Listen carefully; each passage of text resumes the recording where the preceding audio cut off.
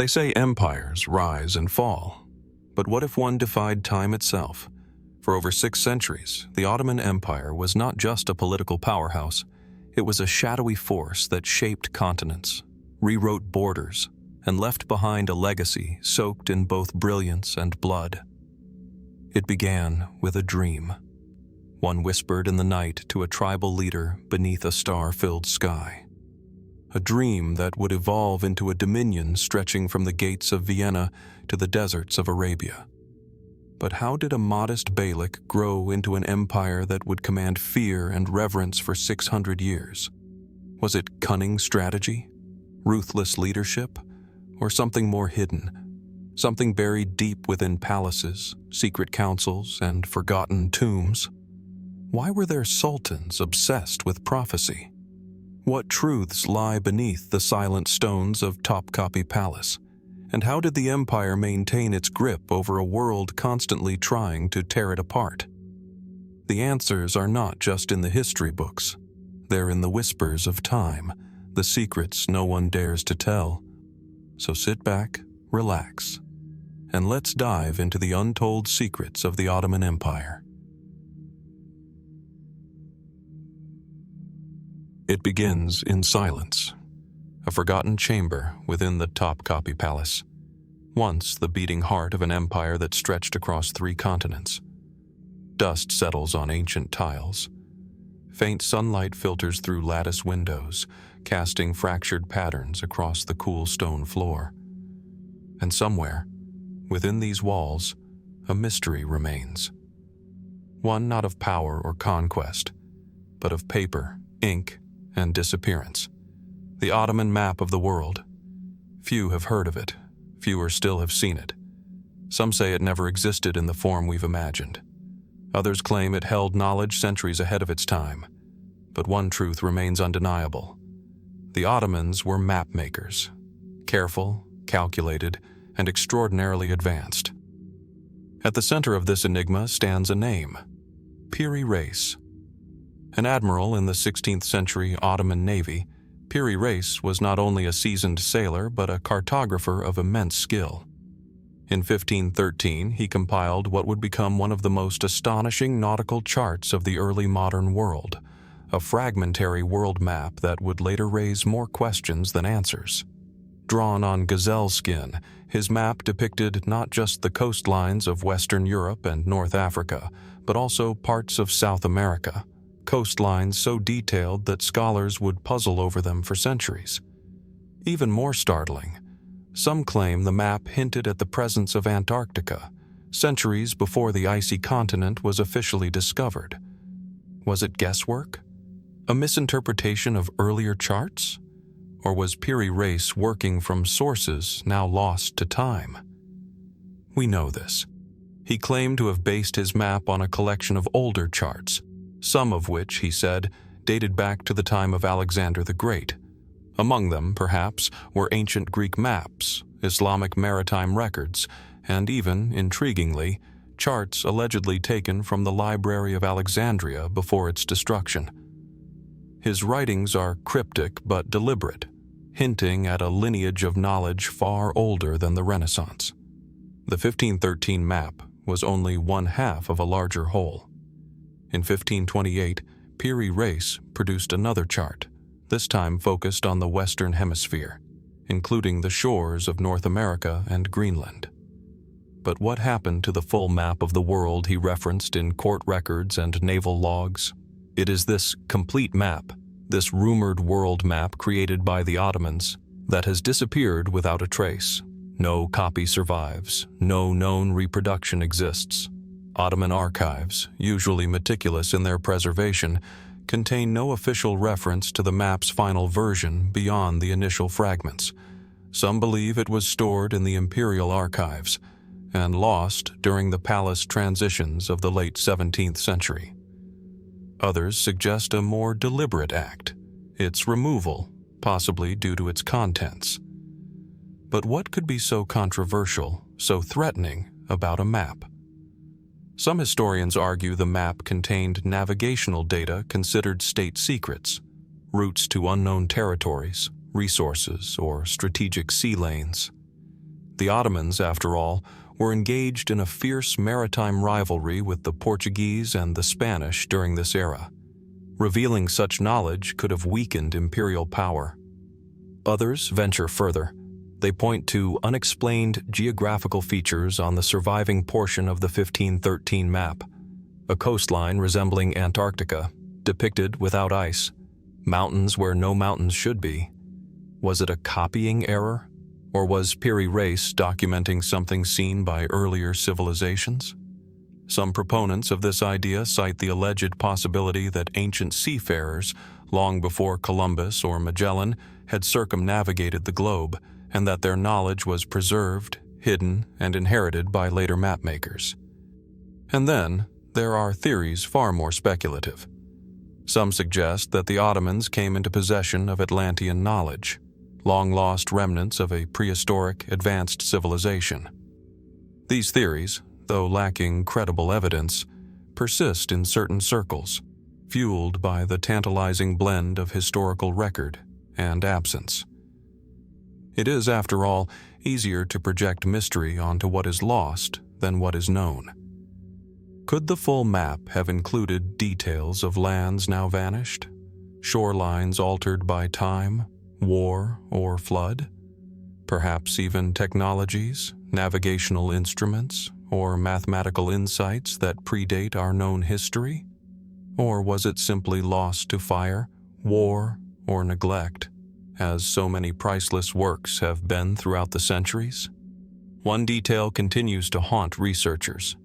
When American naval intelligence examined the Piri Reis map in the mid-20th century, they noted its surprising accuracy, particularly in the longitudinal coordinates, something extraordinarily difficult to chart before the invention of the marine chronometer in the 18th century.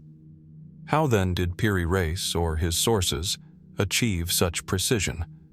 We don't know, and perhaps we never will. The full Ottoman world map remains a phantom, hinted at, partially glimpsed, and then gone. No photographs, no documented inventory, just fragments, footnote, tipum, and the uneasy awareness that we may have lost something we don't fully understand. Did it ever exist in its complete form? If it did, what knowledge did it contain, and why? Was it allowed to vanish? In the halls of Topkapi, behind locked archives and fading walls, perhaps it still waits. Or perhaps it was never meant to survive. One thing is certain: history rarely gives up all its secrets. And when it comes to the maps that shape our world, sometimes it's what we don't find that tells us the most. Could a single map change how we see our past? The answer may still lie beneath layers of dust, waiting to be redrawn. And yet, while the map may have vanished into history, the palace where it was once kept still stands, silent, watching, holding its breath. We move now through the hushed corridors of Topkapi Palace, the imperial residence of Ottoman sultans for nearly 4 centuries. Its outer courtyards bustle with the echoes of history: couriers, concubines, Janissaries, scribes. But deeper inside, past gilded arches and shadowed halls, lies a place unlike any other. A room where time feels suspended. The sacred Relics chamber. Step through its guarded threshold, and you're met not with spectacle, but with solemnity. The air grows still. The lighting dims. The walls, thick with centuries of incense and whispered prayer, seem to hum with reverence. Before you, behind glass, rests a collection that defies comprehension, not merely in its spiritual value, but in the sheer mystery of its existence. The Ottomans called these Hürrem-i-Saadet, the blessed mantle and sacred relics of the prophets. To many, this chamber was not just a museum. It was a sanctum, a vault of the divine. Inside it, carefully preserved and displayed, are items believed to have belonged to the Prophet Muhammad, Moses, David, Joseph, and even Abraham. Among them, a sword said to have been wielded by the Prophet Muhammad, a staff claimed to be that of Moses, weathered, ancient, still bearing the signs of age.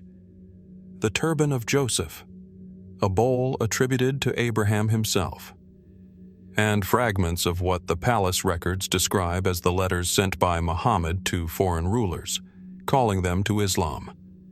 Each artifact is presented with care, ceremony, and meticulous historical annotation. Yet, for all the official records, there remains a veil over this room, one woven not just of tradition and ritual, but of silence. How did these relics come to Istanbul? And why were they gathered here? We know some answers. The Ottomans, as caliphs of the Islamic world, claimed spiritual custodianship over Islam's most sacred possessions. In 1517, Sultan Selim I defeated the Mamluks and brought the caliphate to Istanbul. With it came the relics, transported from Cairo, Mecca, and Medina to their new imperial home. Some arrived in ornate caravans, others in secrecy, and once inside Topkapi, they became more than possessions. They became the beating spiritual heart of the empire. A rotating guard of Quran reciters would chant day and night in the room, non-stop, without interruption, for centuries. A living heartbeat echoing the divine. The sultans themselves, it is said, would enter barefoot, sometimes alone, sometimes in deep silence, never speaking above a whisper. But even among the documented relics, there are rumors of items never publicly displayed, objects too powerful, too politically sensitive, or too spiritually charged to be shown. There are mentions in old Ottoman court records, vague, redacted, sometimes handwritten in marginal notes, of sealed containers and unlisted relics. One document refers to a mirror of unknown origin, polished but never reflecting, stored under the supervision of the Shaykhul Islam, the empire's chief religious authority. What was this object? A metaphor? A mistranslation? Or something else entirely? There are persistent whispers that the relics room once held a blackened scroll, charred, written in Syriac, reportedly found in the ruins of an early Christian monastery in eastern Anatolia. Its contents were never made public.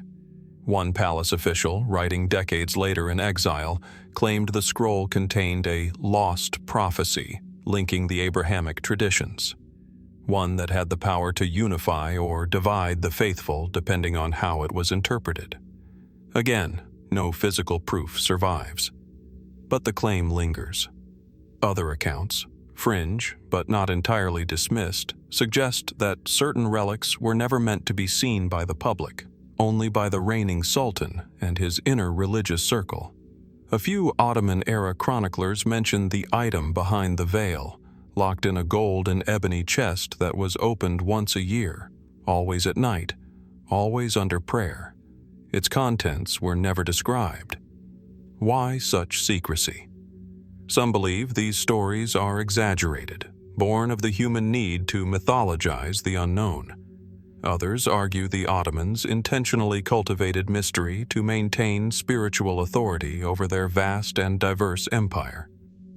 Still, the sacred relics room carries a weight that defies easy explanation. Even today, visitors speak of a strange calm. Some say it feels like being watched. Others feel nothing at all but a heavy silence that clings to the skin like humidity. The room has no windows.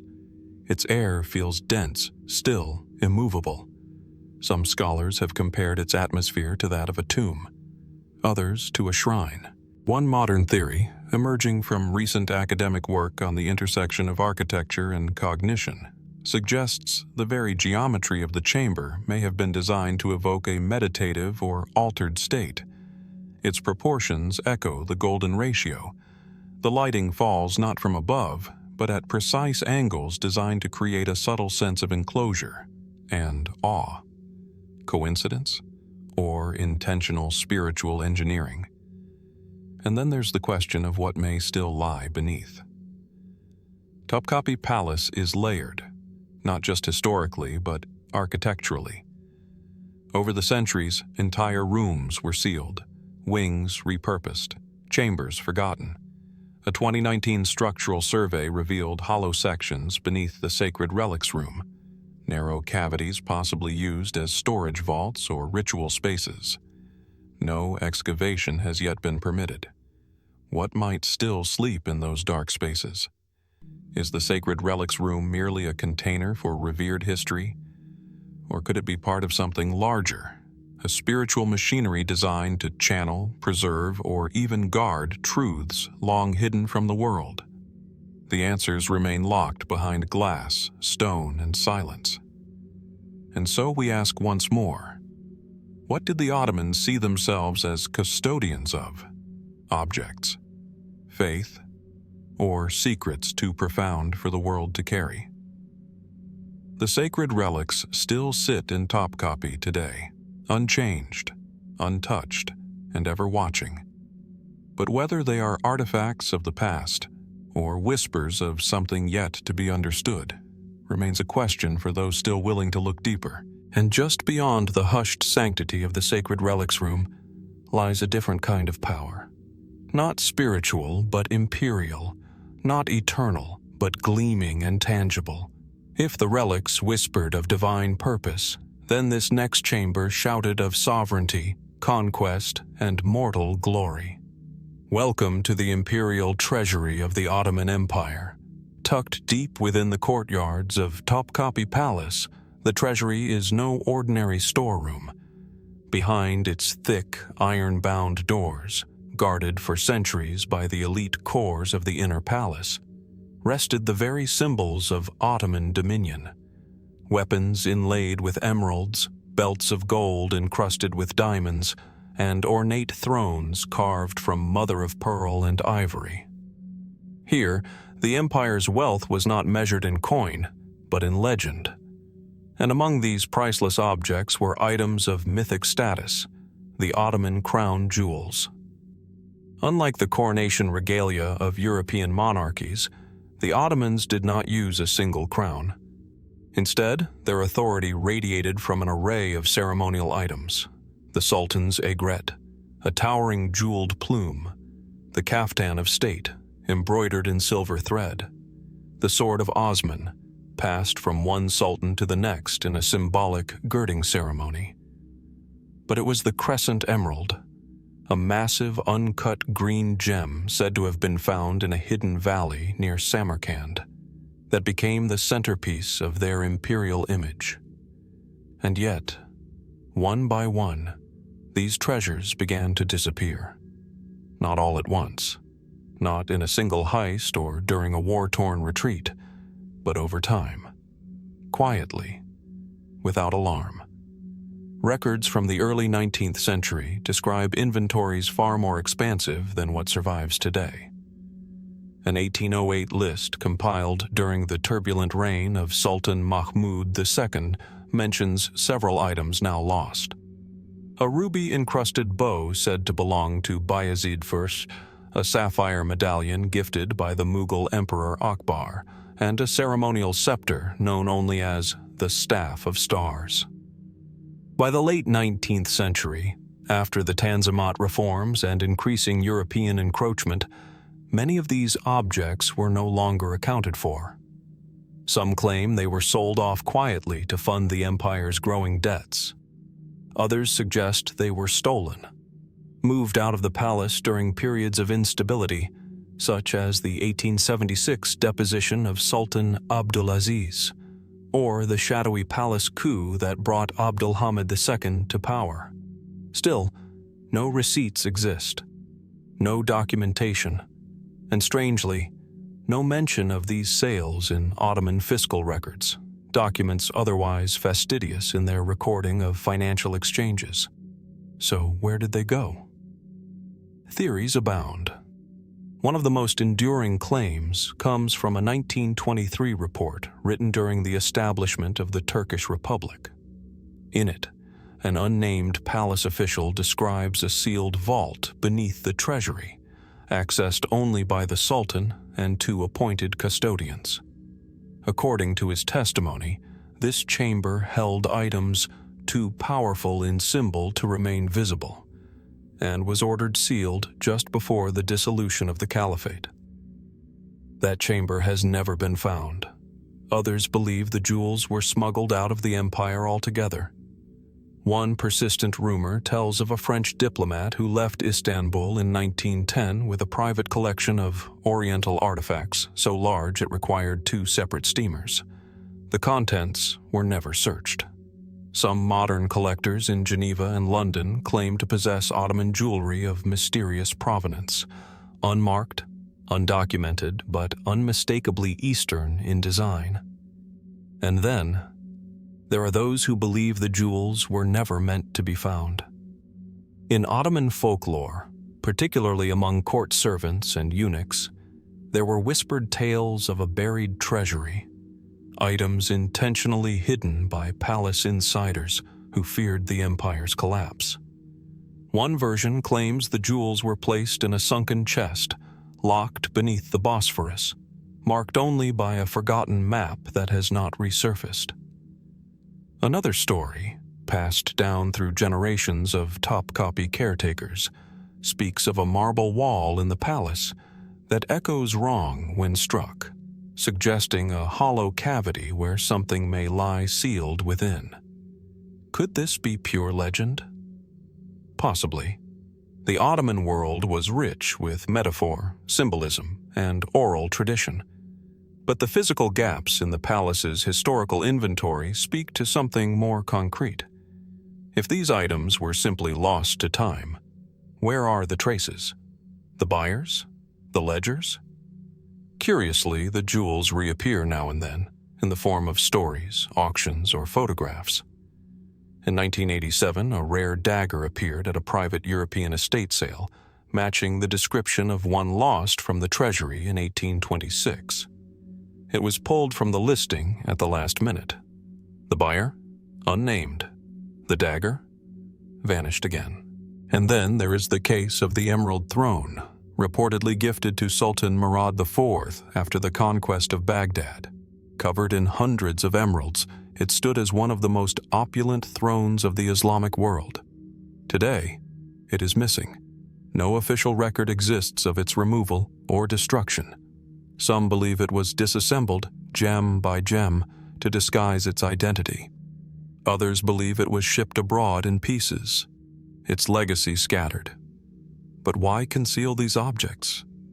Were they simply too valuable to risk during a period of imperial decay? Or was there something deeper?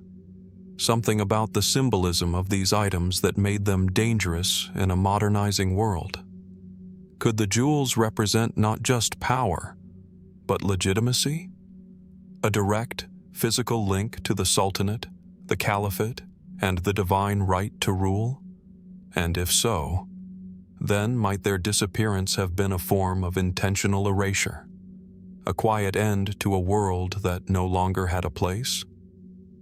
The imperial treasury remains open today, its glass cases filled with dazzling remnants of a once mighty empire.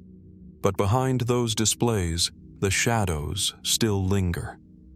Inventories are incomplete. Chambers remain sealed. And stories, always stories, continue to surface. So we are left to wonder, were the Ottoman crown jewels simply lost to time, or are they still out there, waiting in silence, to be found? And if they are, what else might be waiting with them? And so we move from treasures lost to time to something even more elusive.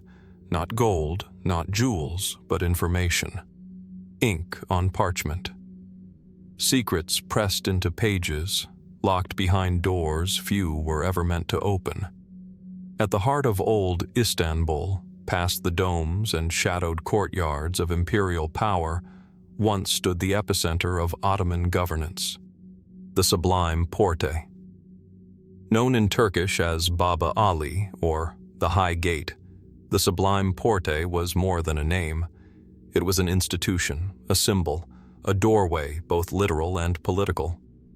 Through its arched gate passed emissaries, viziers, foreign ambassadors, and royal scribes.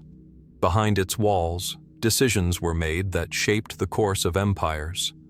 Wars declared, alliances forged, provinces granted or erased with a stroke of the pen.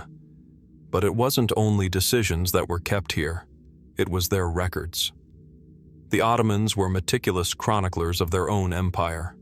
Decrees, correspondences, treaties, tax rolls, census data, land records, religious judgments, all carefully catalogued and stored in vast temperature-controlled rooms, centuries ahead of their time in both ambition and complexity. Scholars estimate that the empire may have produced tens of millions of documents over its 600-year reign. And yet, many of them are missing. Today, the known Ottoman archives are held in modern buildings across Istanbul, and tens of thousands of researchers have accessed them. But deep in the historical memory of the empire, there persists the notion of a different archive, a hidden one. Not the bureaucratic records available to all, but a more protected, classified collection once held within the walls of the Sublime Porte itself. These were not tax receipts. These were state secrets. Whispers of a so-called Black Library have persisted for generations. An inner sanctum of files, maps, and coded documents reserved for the Grand Vizier, the Sultan, and a select circle of high-ranking officials. These were the files that dealt with assassinations, betrayals, secret treaties, surveillance on rival courts, religious dissent, and possibly even contact with foreign agents long before the modern intelligence era began. What happened to them? Mainstream historians suggest many were destroyed during times of crisis. The Janissary revolts, the 1909 counter-coup, or the 1922 collapse of the empire itself. Indeed, some burned in the Great Fire of 1911, which ravaged parts of the Sublime Porte compound. Others may have been deliberately eliminated to protect individuals or institutions in the early days of the Republic. But some documents appear to have vanished before any official record of destruction. A British diplomat writing in 1907 noted that there were entire registry books missing from the Defterhane, the Imperial Record Office, particularly those related to land holdings in the Arabian Peninsula. A German archivist visiting in 1913 remarked that certain documents are spoken of but not shown. Their existence is confirmed by reference in other ledgers, but when asked for, they are said to be elsewhere. Where is elsewhere? Some researchers believe they were removed and placed in private collections, spirited away by officials who feared the consequences of their release. Others suggest they remain sealed in the unused substructures of old Ottoman buildings, such as the old divan chambers beneath what is now Istanbul's governor's office. Architectural surveys have indeed shown sealed passageways and blocked vaults. Some never opened since the fall of the empire. But what might such archives contain? One document long rumored to exist is a sealed letter between the Ottoman court and the Knights Templar, allegedly dating from the early 14th century. It would be a historical anomaly, since the Templars were thought to be dissolved in 1312, and the Ottomans were still rising. But if such a letter exists, it could radically reshape what we know about early diplomatic and military alliances in the Eastern Mediterranean. Another whispered piece is a code book, not just a cipher, but a complete system of encryption used by Ottoman spies in Safavid Persia and the Habsburg lands. No such book has ever been found, yet fragments of encoded text exist in diplomatic notes from the period, still undeciphered to this day. There is also talk of a forbidden treatise, a document compiled by a circle of Ottoman polymaths in the 1600s, blending astronomy, numerology, and Islamic esoterica. The manuscript, known only by its alleged title, The Configuration of the Hidden Spheres, is believed by some to have been confiscated and suppressed by palace scholars due to its heretical implications. Some believe it speculated on the cyclical nature of empires and prophesied the eventual fall of the Ottomans, centuries before it occurred. Even more controversial are the claims that the secret archives contained dossiers on prophetic relics and ancient maps, records so old they predated the Ottoman state itself, possibly passed down through the Abbasids or earlier caliphates, stored in Istanbul only after the conquest of Egypt in 1517. Could these be the same maps referenced in earlier chapters of our journey? It's tempting to draw connections, but we must tread carefully.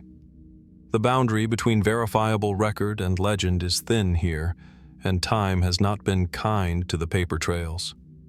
Still, the clues linger. Why were so many 19th century Ottoman statesmen obsessed with secrecy and controlled dissemination of knowledge? Why do some volumes of the Silsile-i Osmani, the official registry of the empire's noble families, contain missing generations or unexplained gaps? Why did certain scholars from the empire's final century write of a library behind the library? A second archive, accessible only by key holders sworn to silence. Even today, Turkish researchers occasionally stumble upon uncatalogued Ottoman documents in obscure provincial storage rooms wrapped in linen, untouched for over a century. Some are mundane. Others raise more questions than they answer, and always the Sublime Porte looms in the background, its physical presence diminished, but its legacy intact. So we must ask, is there still a hidden archive somewhere in Istanbul, waiting to be opened? What secrets lie in those sealed chambers, those missing ledgers, those vanished codes? And if we were to find them, would they illuminate the past? Or reshape everything we think we know about how one empire ruled, not just with armies and law, but with secrets? The gate may no longer stand in its original form, but perhaps, just perhaps, its deepest door has yet to be opened. And so, from the veiled corridors of the Sublime Porte, where written secrets sleep beneath dust and stone, we shift our gaze to another enigma. One not buried in paper, but in silence. A silence that deepens not in archives or vaults, but in marble and earth. A silence that surrounds one of the most powerful women in Ottoman history, and the mystery of her final resting place. In the heart of Istanbul, among the domes and minarets that pierce the city's sky, stands the Blue Mosque, an architectural jewel of the Ottoman Empire. Just across from it, in quiet contrast, lies the Hagia Sophia, older, heavier with time, layered in centuries of empires past. Between these great monuments of faith and power, countless tombs dot the surrounding landscape. Mausoleums of sultans, princes, statesmen, and queens, each a symbol of memory, reverence, and permanence.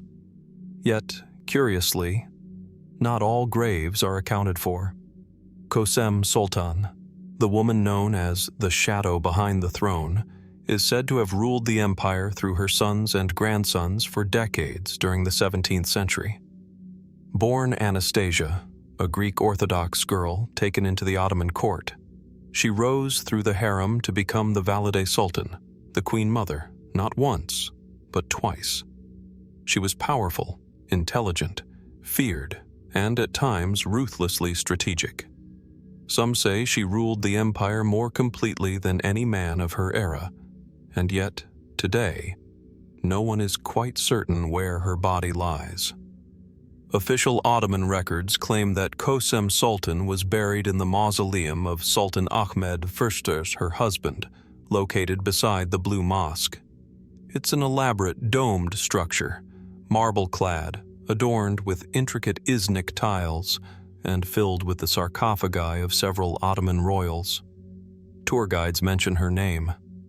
Plaques bear it. But there's a quiet unease among some historians. The tomb that is said to be hers has no inscription. Not on the sarcophagus, not on the walls, not even in the registry of interments kept by mosque caretakers in the centuries that followed. For someone of Kösem's influence, arguably the most powerful woman in Ottoman history, this absence is striking. Her contemporaries, even less politically influential, were honored with full funerary inscriptions, Quranic verses, poetic eulogies. But here, nothing. Why? Some argue it was deliberate erasure. Kösem Sultan made many enemies during her long reign, especially in her final years. After engineering the deposition of her own son, Ibrahim I, and orchestrating the placement of her young grandson, Mehmed IV, on the throne, Kösem grew increasingly isolated in the palace. Fearing she would depose Mehmed II, his mother, Turhan Hatis Sultan, allegedly arranged Kösem's assassination in 1651. She was strangled with curtain cords inside her private chambers in the old palace. If Turhan Hatis or her allies truly orchestrated the murder, would they have honored Kösem with a royal tomb? Or would they have sought to quietly remove her from memory, to erase her from the lineage of sanctified Ottoman rulers? That's one theory. But there's more. Fragments of Ottoman court letters uncovered in the 19th century mention a secret burial under cover of night, with only a few senior eunuchs and clerics present. Some historians speculate that Kösem's body may have been moved in haste, possibly to a secondary chamber within the old palace complex. No physical evidence confirms this, but neither has the sarcophagus in Ahmed I's mausoleum been opened in modern times. No excavation, no confirmation. Could her remains lie elsewhere entirely? An 18th century French traveler, Jean-Baptiste Tavernier, claimed to have heard from Ottoman sources that Kösem was laid to rest in an unmarked place, for her name stirred too many ghosts. He did not say where, nor did he provide proof, but the very need to bury the memory of such a powerful figure aligns disturbingly well with the pattern of silence that surrounds her today. And then there are the fringe accounts, ignored by mainstream historians but still echoed in whispers. Some believe Kösem's body was moved out of the city entirely, to an old Mevlevi Tekke, a dervish lodge, on the outskirts of what is now Üsküdar. This theory stems from rumors that in her final years, Kösem had become increasingly mystical, even secretive, and may have aligned herself with certain Sufi orders for protection against palace factions. The idea suggests she requested, or at least planned, a burial far from the politics of the court. Of course, there is no grave marker there, no document. Just a story passed down among the caretakers of the lodge until the early 20th century, when the site was closed and repurposed. Another rumor, though even more speculative, suggests she was interred in a now-destroyed crypt beneath the Eski Saray, Old Palace, the original imperial residence before Topkapi. When that palace was eventually repurposed and dismantled, any secret tombs may have been sealed off or lost in reconstruction. Still others point to the absence of any funerary records from the imperial scribes for the year 1651. A full year's worth of burial notations, including hers, is mysteriously missing from official registers, a gap that has never been explained. Was it merely an archival accident, or intentional? Why does the empire that chronicled everything, from ship manifests to dream interpretations, go silent precisely when the Valide Sultan, the matriarch of its most turbulent era, dies? Could there be something more hidden here? A final act of erasure, or an unspoken compromise between rival factions? Was it meant to protect her legacy, or bury it? Even now, historians tread carefully around the question. The Ministry of Culture has never authorized a full excavation of the alleged tomb. The imams at Sultan Ahmed's mosque avoid speculation. Tour guides speak in vague, reverent tones. And so, the mystery lingers. In a city where emperors and conquerors lie beneath gilded domes, and where forgotten alleys can yield ancient secrets, the absence of one woman's name becomes louder than any inscription. So we are left to wonder, is Kösem Sultan truly buried where the marble tells us she is? Or has the silence around her tomb been carefully preserved, like so many other secrets of the Ottoman court.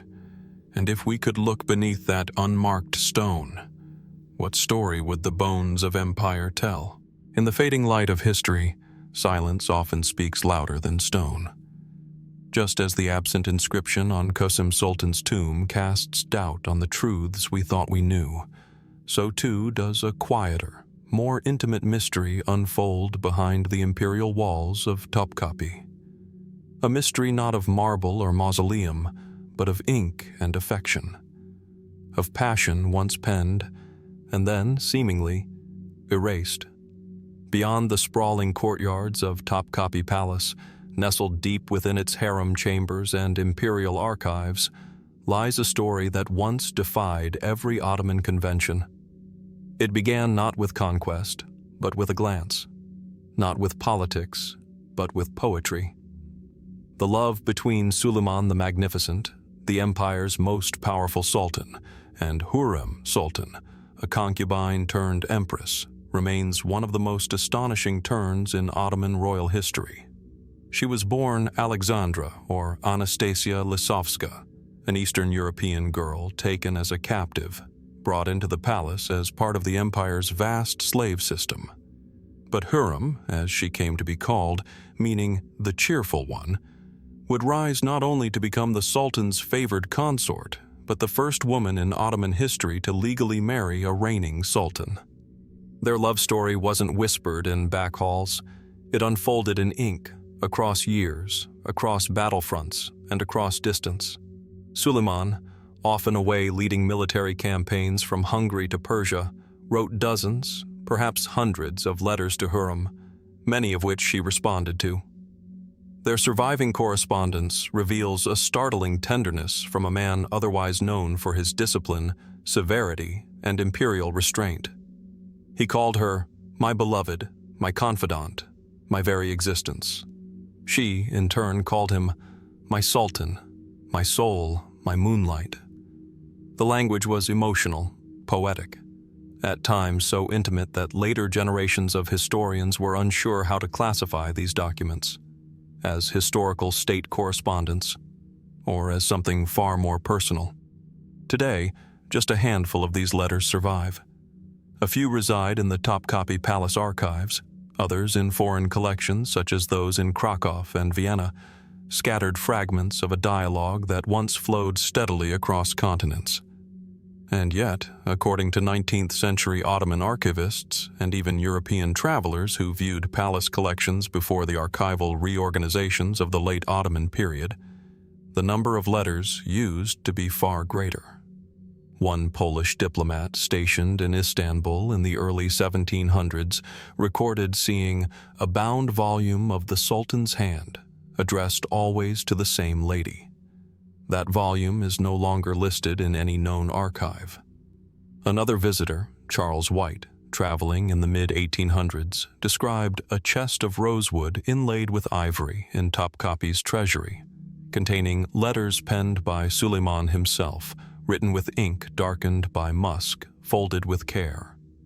That chest, too, vanished during the archival consolidations under Sultan Abdülmecid Dursu's modernization efforts. Where did these letters go? Some believe they were simply lost, misfiled during the chaotic reorganizations that transformed Topkapi from a royal residence into a state archive.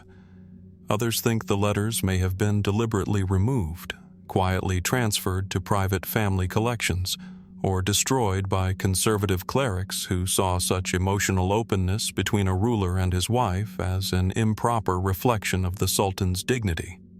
Still others whisper of something even more complex.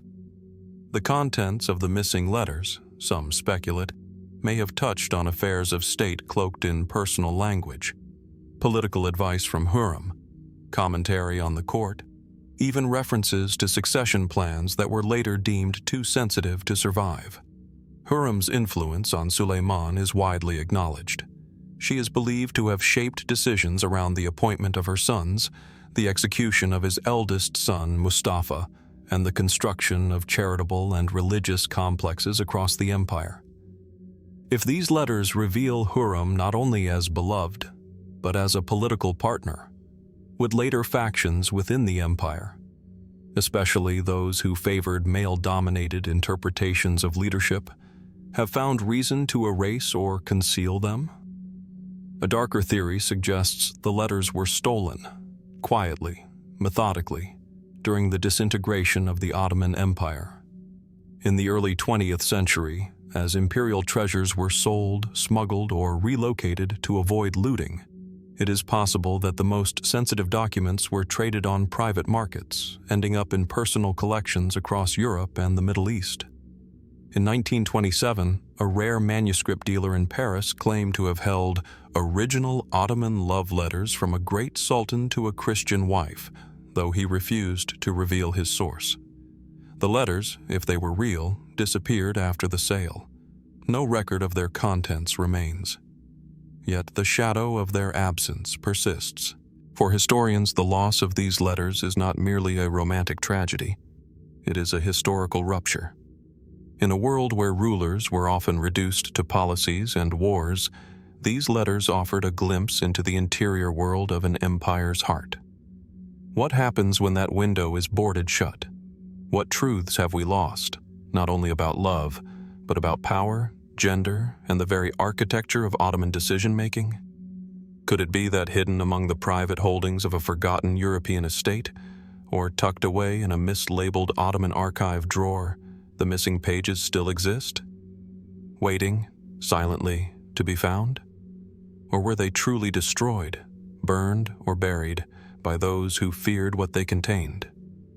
And if they were ever recovered, what would they tell us? Would they reveal the daily anxieties of a ruler facing war? The coded language of strategy passed between chambers? Or simply the unvarnished vulnerability of a man in love? The answers, like the letters themselves, remain elusive. So we are left only with fragments, a few pages of passion, a whisper of vanished ink, and the echo of voices once brave enough to write their hearts into history.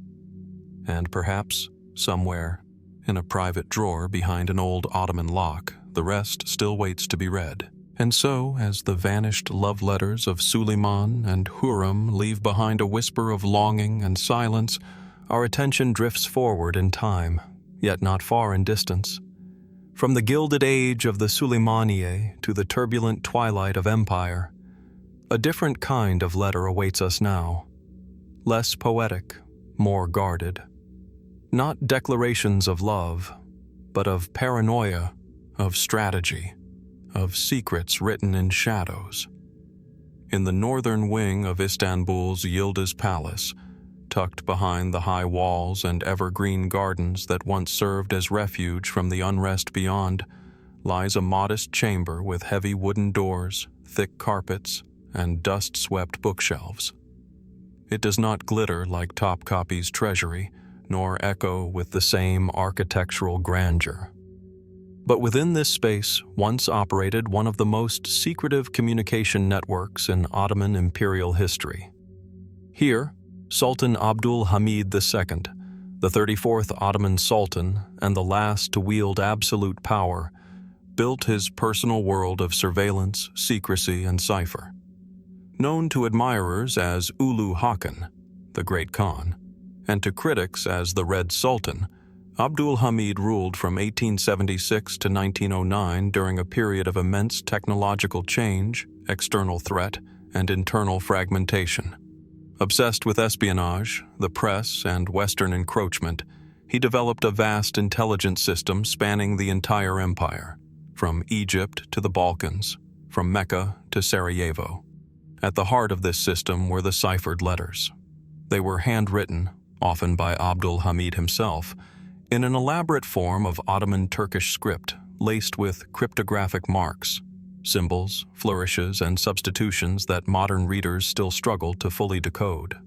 Some were double-encoded, once in classical cipher, and then again using a numeric replacement system unique to his own staff. Sent via trusted couriers, these documents bypassed official channels entirely and were destined only for the Sultan's inner circle. Several hundred of these ciphered letters are known to have survived. Today they sit, many still unopened or untranslated, in restricted archives in Istanbul, Ankara, and private collections abroad. But why are they still unread? Historians offer several explanations. First, the code itself remains largely unbroken. While some fragments have been translated using comparative analysis and Ottoman police logs, many of the ciphered letters resist interpretation due to the custom nature of the encryption, which appears to have changed frequently, perhaps even with each message. Second, the content of these letters is believed to be extremely sensitive. Abdul Hamid's reign was marked by his fierce opposition to Zionist movements, pan-Islamic diplomacy, negotiations with German and British agents, and internal purges of his military and administration.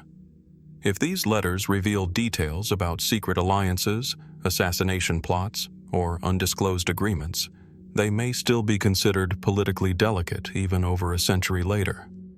In 2016, a former archivist at the Presidential Ottoman Archives in Istanbul hinted, without naming specifics, that among these ciphered documents are orders written in the Sultan's hand that contain instructions not present in any official state log.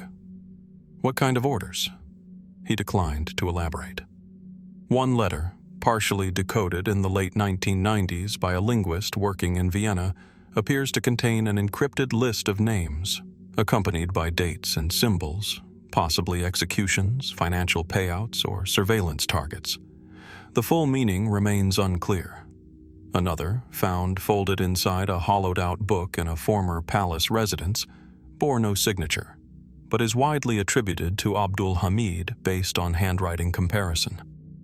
Its pages contain references to locations in Jerusalem, coded mentions of land acquisition, and veiled language about foreseen migrations. To date, it has not been publicly released in its entirety. Naturally, speculation thrives in the absence of answers. Some theorists believe the letters contain records of negotiations with European Zionist leaders, including Theodor Herzl, who famously petitioned Abdul Hamid in 1901 to allow Jewish settlement in Palestine in exchange for significant financial aid. The Sultan refused publicly, but did he entertain private offers? Could these ciphered letters document those talks in greater detail than any public record reveals? Others suggest the letters include plans for a secret escape, a personal contingency plan should he be deposed. When Abdul Hamid was eventually overthrown in 1909 by the Young Turks and exiled to Thessaloniki, he left behind little in the way of personal explanation. His private writings, if they ever existed, are either still hidden or destroyed. But perhaps the most chilling theory stems from recent forensic document studies. In 2018, a digital imaging project examining faded palace manuscripts revealed that some ciphered letters had been deliberately scrubbed, the ink chemically altered to obscure content without destroying the paper. In certain cases, the code itself may have been erased not by time, but by design. Who ordered this? And what was so important that even today, the truth cannot be shown? Not all scholars accept the more extreme theories. Some argue that these letters are primarily bureaucratic, relating to mundane matters of appointment, budget, or security logistics.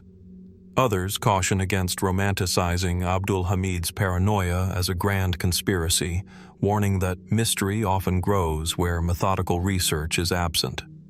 Still, the feeling lingers that behind the latticework of encryption, something vital waits, a portrait of a sultan under siege, communicating in a language only his closest operatives could understand. A window into the dying breath of a dynasty, written not in poetry, but in cipher and caution. If ever decrypted, what might these letters tell us about the collapse of the Ottoman dream?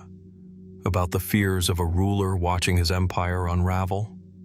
Or about the networks of secret power that outlived the empire itself? And perhaps more importantly, who doesn't want them to be read? Are these just forgotten relics of an overcautious ruler, or veiled directives still considered too sensitive to expose? The pages sit in silence, behind locked glass and iron keys, each one a question, each line of code a thread waiting to be pulled. We may never know the full truth, but the letters remain, unread, undecoded, and unanswered, waiting. From the tightly coded silence of Sultan Abdul Hamid II's unread letters, our journey drifts once more, not through ink and paper, but through stone and shadow. Across the Golden Horn, the soft call to prayer echoes from minarets. And standing at the heart of old Constantinople, immense and enigmatic, looms the Hagia Sophia. It is not merely a building, it is an empire in stone. Completed in 537 AD under Emperor Justinian I, the Hagia Sophia was first a cathedral of Christendom, then a mosque of the sultans, and later a museum before returning to its role as a mosque in recent years. Throughout its life, it has remained a monument of awe. The domed ceiling still seems to float above the earth, upheld by hidden forces rather than mere pillars. Light dances strangely through the upper windows. The air is thick, not just with incense or candle smoke, but with time itself. But beneath its grandeur lies something far more secretive, something hidden, something forbidden, a chamber, a sealed space beneath the earth, a place whispered about in imperial corridors and seldom spoken of aloud. Its existence is real, confirmed by structural maps, ground-penetrating scans, and the accounts of architects during both Byzantine and Ottoman renovations. But what it was, or is, remains cloaked in uncertainty. During the Ottoman period, Hagia Sophia was transformed into Hagia Sophia Kamiye, the Grand Mosque of the Empire. The mihrab was aligned toward Mecca. Christian mosaics were covered or delicately plastered. Sultans prayed here. Caliphs walked its halls. Yet certain areas remained curiously off-limits. One such place, noted in an 18th century Ottoman architectural report archived in Topkapi, is referred to only as Odada Kimse Giremez. No one may enter the room. It was not the muezzin's quarters, nor a treasury vault. The location matches what modern engineers now call the substructure chamber, a subterranean room beneath the northeastern quadrant of the Hagia Sophia. Accessed, at least in theory, through a concealed hatch beneath worn flagstones near what was once a storage room, the space is estimated to be around 20 feet wide, with no visible windows or ventilation. So why was it forbidden? The official explanation, if there ever was one, has been lost. No surviving Ottoman documentation explains its purpose directly, but rumors have survived. Whispers, murmurs passed from caretaker to caretaker, janissary to janissary. Some say it held the last relics of the Byzantine emperors, deemed too dangerous to destroy but too controversial to display. A fragment of the True Cross, perhaps, or the imperial crown of Constantine XI, hidden away after the fall of 1453. Others believe it housed scrolls and books from the Great Library of Constantinople, texts considered heretical, magical, or too powerful to be publicly known. Ancient writings, pagan formulas, or worse, lost gospels. Then there are those who lean toward the esoteric, the mystical. In certain Sufi traditions, Hagia Sophia is viewed not just as a place of worship, but as a cosmic node, a point of convergence between the physical and metaphysical worlds.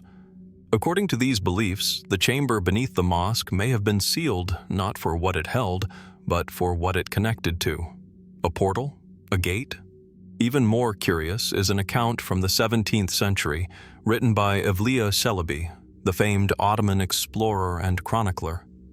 In one of his lesser-cited passages, he describes a night spent in prayer within the Hagia Sophia, during which he claims to have heard chanting beneath the floor, not of the Quran nor Gospel, but something older, in a tongue made of wind and stone.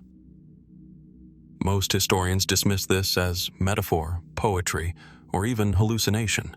But then, why was this story copied and preserved in 3 separate Ottoman archives? In the 1960s, during preliminary restoration work, engineers discovered sealed stone corridors beneath Hagia Sophia that do not appear on any modern blueprint. Their ends were blocked by iron gates, impossible to date precisely, but Ottoman in style. Requests to investigate further were denied. In modern times, the Turkish Directorate of Religious Affairs and the Ministry of Culture have offered limited access to scholars, mostly restricted to structural surveys and preservation work. But none have been permitted entry into the substructure chamber. When asked, officials simply cite concerns of stability and safety. But is that all? And if the chamber was sealed during Ottoman rule, why did no sultan open it? Why did none of the architects, scholars, or imams who worshipped under its great dome leave a clearer record? Some say Sultan Mehmed II himself ordered it sealed shortly after his conquest of Constantinople. Others claim it was Abdul Hamid II, the very same sultan whose ciphered letters remain undecoded, who commissioned its final locking, suspicious that enemies, or something else, might seek its contents. One Ottoman document, stored in a faded ledger at the Suleymaniye Library, contains a cryptic entry dated 1877. It reads, "The door beneath Sophia remains secure. None but the unseen pass." What does that mean? Who or what is the unseen?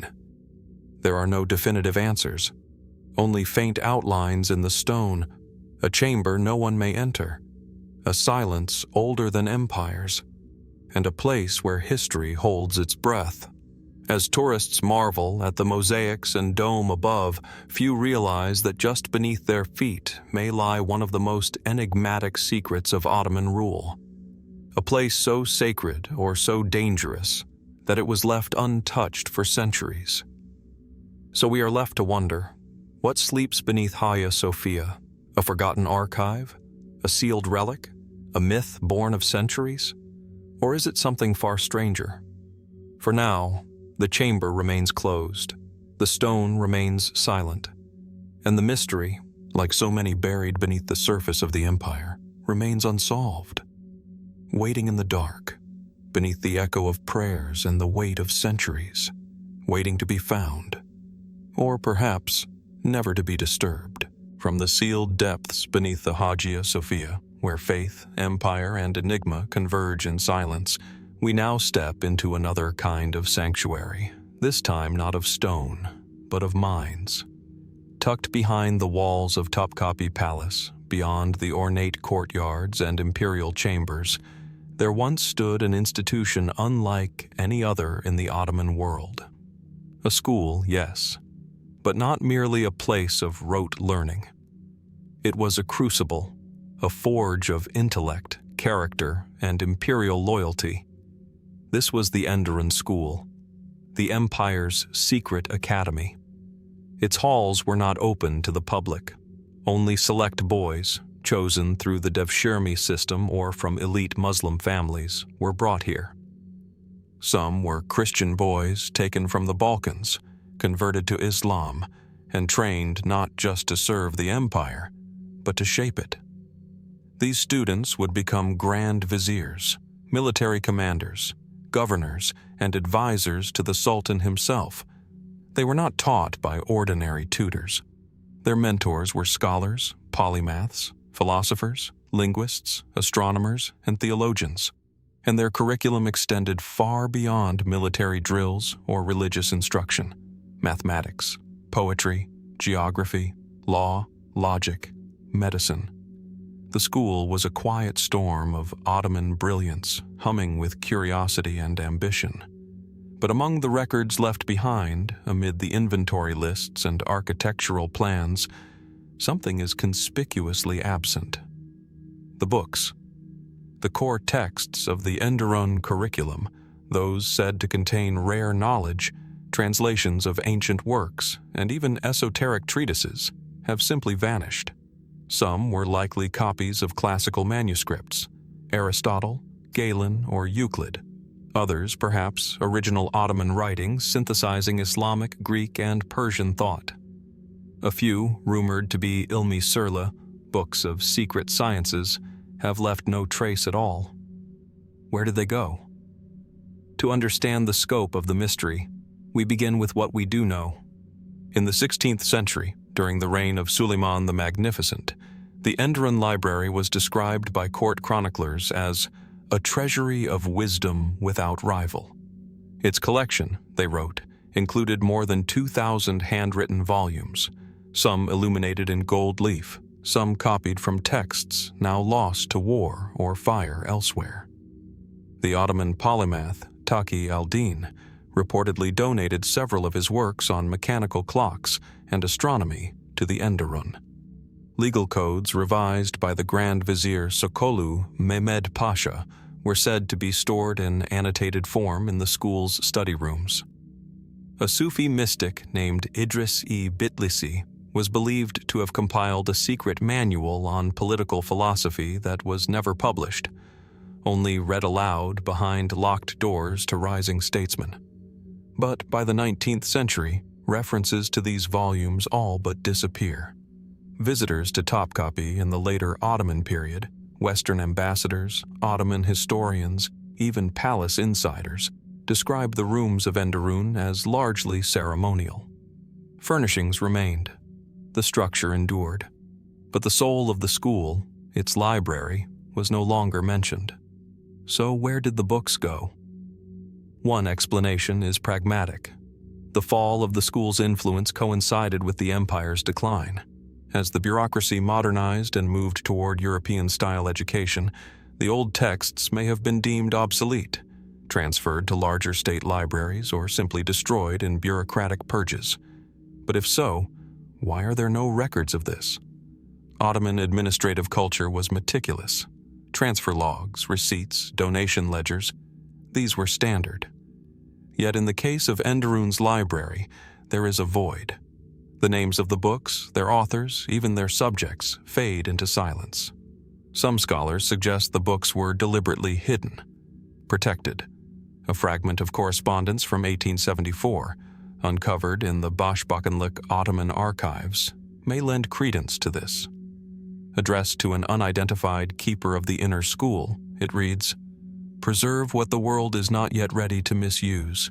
The knowledge of the ancients is a blade, and the handle may yet fall into the wrong hand." What knowledge could inspire such caution? Historians have long noted that the Ottomans maintained a delicate balance between Orthodox Islam and scientific exploration. Taqi al-Din's astronomical tools rivaled those of Copernicus. Ottoman surgeons used anesthesia centuries before it was widespread in Europe. Could it be that the Enderun collection contained scientific or philosophical writings considered too controversial for their time? Some more speculative voices argue the school harbored texts that blurred the line between science and mysticism, books influenced by Zoroastrian, Hermetic, or even pre-Islamic Mesopotamian thought. Was there knowledge inherited from Persia or Egypt that the Ottomans chose to sequester rather than destroy? And then there is the theory, fringe but persistent, that the Enderun held a book written during the time of the Prophet Muhammad, never canonized, detailing social and legal structures intended for a future age.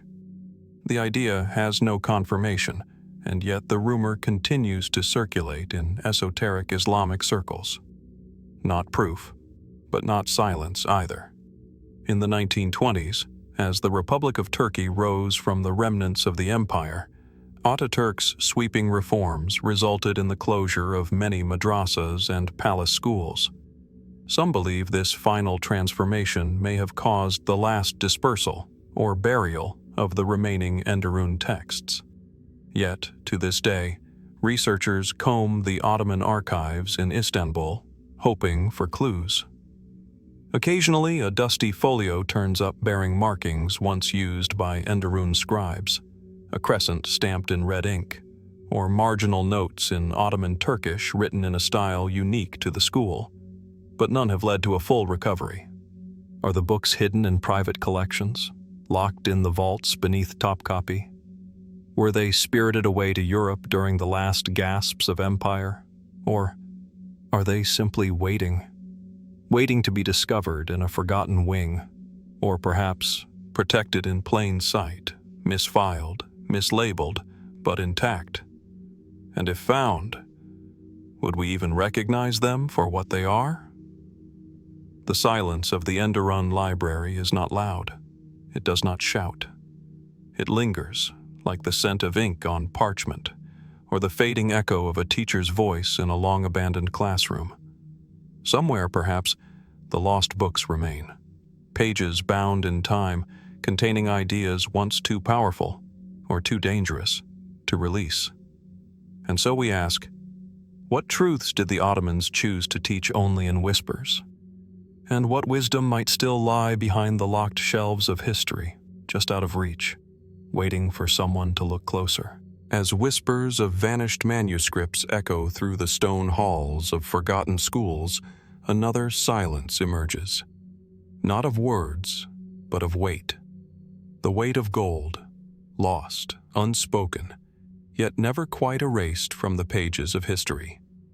High in the Anatolian plateau, the summer wind stirs the grasses near the old town of Niğde. Once along this region ran supply routes guarded by imperial caravans, flanked by Janissaries, carrying more than silk or spices.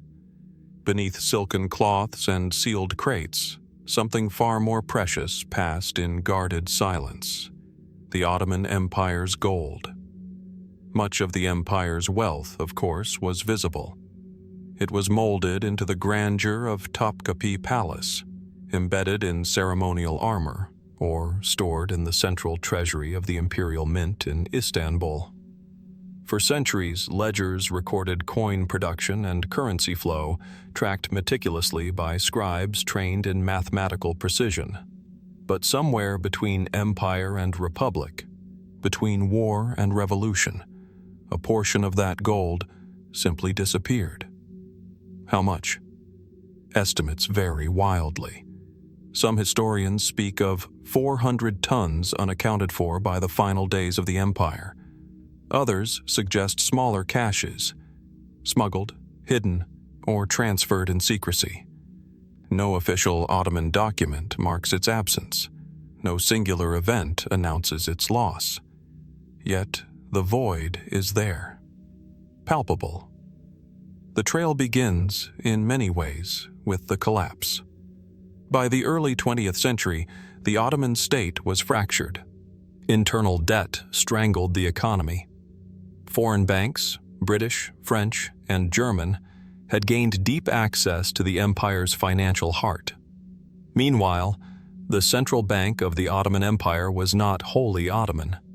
It was a private institution, largely European-controlled, and its allegiances were complex. Then came World War I. The empire, aligned with the Central Powers, found itself besieged both externally and within. Troop payments, logistical expenditures, and black market dealings drained the treasury. But still, records suggest that a considerable reserve remained in Istanbul until 1922. That year, as the Sultanic regime crumbled and Ataturk's nationalist forces rose, the capital shifted. The new Republic of Turkey was declared. In the chaos of that transition, multiple questions were asked, quietly, cautiously, and rarely in public. Where did the empire's final gold reserve go? Who had access to it in those final days? And why did no definitive inventory surface in the Republic's founding years? One theory suggests that much of the gold was transferred by loyalists to Anatolia, intended to support the Turkish War of Independence. Indeed, nationalist leader Mustafa Kemal Atatürk did receive financial support from unknown channels during the resistance. Some historians propose that secret shipments were made under the cover of night, coaches moving eastward across the plains, guarded by what was left of the imperial elite. Others believe it never left Istanbul. A curious entry in the memoirs of a French diplomat stationed in Istanbul in 1921 refers to subterranean vaults of the Sublime Porte still untouched, rumored to contain bars marked not by mint but by seal. These descriptions imply gold stored not for circulation but for concealment. Vaults beneath the Sublime Porte, today largely sealed and inaccessible to the public, are known to exist. Yet no formal exploration or inventory of them has ever been released. And then there are the more speculative paths. One theory, persistent in fringe Ottoman circles, claims the empire hid a substantial portion of its gold far from the capital, deep in the Taurus Mountains. Supposedly entrusted to Bedouin intermediaries and tribal leaders loyal to the Sultan, this emergency reserve was meant to fund a potential restoration of the monarchy. No physical evidence supports this story, but tantalizingly, in 1949, a shepherd in Adana uncovered a sealed bronze container while digging a well. Inside were 3 solid gold coins bearing the tugra of Sultan Abdul Hamid II. Authorities dismissed it as a random remnant, but others saw it as a trace. Could it have been one coin from a larger, buried hoard? The theories grow stranger still. A small group of post-war European bankers believed that the gold had been transferred by rail to Berlin during the waning years of the war. Documents uncovered in the German Foreign Office archives refer cryptically to high-value Ottoman assets secured for the Reich. Yet no corresponding deposit appears in the German central bank's post-war records. Another rumor places the gold in Switzerland, funneled through neutral intermediaries by senior Ottoman bureaucrats hoping to secure exile or influence in the post-imperial world. A few Swiss accounts tied to Ottoman officials were quietly closed in the 1930s, but the sums were modest, far too small to account for the massive reserves described. The silence of the modern Turkish state on the matter is also intriguing. Repeated requests by researchers to access the complete imperial treasury records have been either delayed or restricted. The Başbakanlık Arşivi, Turkey's state archive, contains thousands of financial documents, but the crucial gap between 1918 and 1923 remains largely incomplete. Is it merely a bureaucratic lapse, or something else? Could the lost gold have been quietly absorbed into the economic foundations of the new republic, never declared, never traced, simply reclassified? Or is there still a hidden chamber, somewhere beneath the imperial city, where the last treasure of the sultans waits in darkness? The story of the lost Ottoman gold is not one of dramatic heists or cursed vaults. It is far quieter, more elusive. It is a story of shifting regimes, broken seals, and ledgers that stop too soon. And like so many of the empire's deeper mysteries, its power lies not in its glitter, but in its absence. So we are left with a final question. When an empire dies, what becomes of its gold? And perhaps more importantly, who decides whether it is ever found? As the gold of an empire fades into silence, another treasure, less tangible yet perhaps more powerful, vanishes not beneath the earth but within the folds of history itself. It is not a vault we seek next, but a voice. The voice of a woman who once shaped an empire from within the veils of the Harem, and whose written thoughts may have been too dangerous to survive. Deep inside the Topkapi Palace complex, past the Imperial Gate and through shadowed marble corridors, lies the quiet hush of the Harem. Once alive with the rhythms of silk slippers on polished stone, with whispers of strategy disguised as conversation, the air now lingers heavy with the memory of its most formidable figure, Hürrem Sultan, also known as Roxelana. She was not born to royalty. A captured Ruthenian slave, Hürrem rose from concubine to legal wife of Sultan Suleiman the Magnificent, an unprecedented move in Ottoman history. She bore him sons, influenced state decisions, and corresponded with foreign rulers. Some called her manipulative, others saw her as brilliant, but all agreed she changed the course of the empire. And yet, where is her voice? In a court where even the most minor officials had their letters copied and stored, the absence is glaring. No official diary, no personal reflections, no account of her inner life. Only fragments, letters, second-hand remarks, interpretations scribbled by others. There are whispers, however, of something more. In the 19th century, French Orientalist Claude Manon is said to have uncovered references to a personal diary written by Hürrem, records of her thoughts kept privately during her years in the Harem. Manon, whose travels brought him through the libraries of Cairo and Istanbul, claimed in his unpublished notes that a collection of bound folios written in Polish-Turkish hybrid script once existed in a private archive belonging to the descendants of a defterdar, an imperial treasurer. He described them as written in an elegant but feminine hand, full of courtly observation and sharp wit. But those folios were never presented, and Manon died before revealing their location. Could these have been Hürrem's lost diaries? If so, what happened to them? Some historians argue the diaries never existed, that the Harem, sealed in secrecy and protocol, would not permit such a record to be kept. Personal reflections, especially by a woman of power, would have been deemed dangerous, fuel for intrigue, justification for enemies. And yet, the Ottoman elite were no strangers to writing. Princesses, court poets, even harem physicians kept journals, observations, and treatises. The notion of Hürrem, a woman of clear intelligence and influence, writing her thoughts down is far from implausible. There are traces, just enough to unsettle the silence. In the Mekmuas, Ottoman miscellanies compiled by court scribes, scholars have found cryptic entries referencing the red leather books of the Lady of Joy. Joy, of course, is a rough translation of Hürrem's name in Turkish.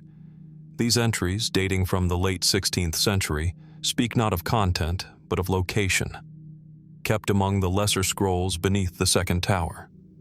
Whether this was metaphor, misdirection, or truth is unclear. But the books are no longer there. Even more intriguingly, in the 1930s, while cataloging the vast archives of the Topkapi Palace Library, Ottoman historian Ibrahim Hakkı Konya reportedly came across burned parchment fragments inside an unlabeled wooden box. Faint writing in Ottoman Turkish, delicate and flowing, could be seen among the scorched edges. Konya noted that the script appeared unlike the court hand used by scribes, perhaps the writing of a woman. The fragments were never authenticated, and the box was quietly removed during later archival reorganizations. Its current whereabouts are unknown. But if such diaries did exist, why would they be erased? Some suggest it was political. Hürrem Sultan, even centuries after her death, remained a controversial figure. For traditionalists, she symbolized the disruption of Ottoman norms, the moment when palace women began to influence succession, foreign policy, and court appointments. Her diaries, if they revealed calculated political maneuvering or controversial alliances, may have been destroyed to protect the image of the dynasty. Others point to religious sensitivity. Hürrem's letters often expressed a blend of Islamic devotion and personal ambition. If her diary contained doubts, criticisms of the ulama, or reflections that crossed theological lines, it may have been seen as spiritually dangerous. A more speculative theory suggests the diaries were not destroyed, but hidden, passed down privately by members of the harem's inner circle or spirited away by foreign agents, possibly during the many upheavals of the 19th and early 20th centuries. British and Russian envoys, known for their obsession with Ottoman court life, may have quietly acquired such materials, storing them in private collections now forgotten or classified. A tantalizing possibility emerged in 2011 when a rare manuscript appeared briefly in an Istanbul antique bookstore. The dealer, under condition of anonymity, described it as a woman's personal record from the 1500s, written in Old Turkish with Slavic influences. It vanished from sale within days, reportedly purchased by a foreign collector. Efforts to trace it since have yielded nothing. So what might we find if Hürrem's voice ever truly returned? Would she confess to orchestration, the exiles, the poisoned rivals, the planned succession of her son Selim? Or would she reveal a more complex figure, torn between survival and strategy, faith and ambition? Would her words rewrite what we think we know about Suleiman, not just as the magnificent, but as a man swayed, perhaps transformed, by love? And if such a diary remains hidden deep in a private vault or sealed in an unknown archive, why has it not been released? The loss of gold can be measured. The loss of words cannot. In their silence, we are left only with speculation and a single enduring question. What truth did Hürrem write down that someone may have feared the world would one day read? As the whispers of Hürrem's lost words dissolve into silence, we drift deeper into the labyrinth of Ottoman secrecy, where silence gives way not only to politics or passion, but to something more arcane, something chemical, or perhaps spiritual. In the echoing vaults beneath Istanbul, another story waits, one not written in letters or journals, but in sealed flasks, tarnished metals, and forbidden knowledge.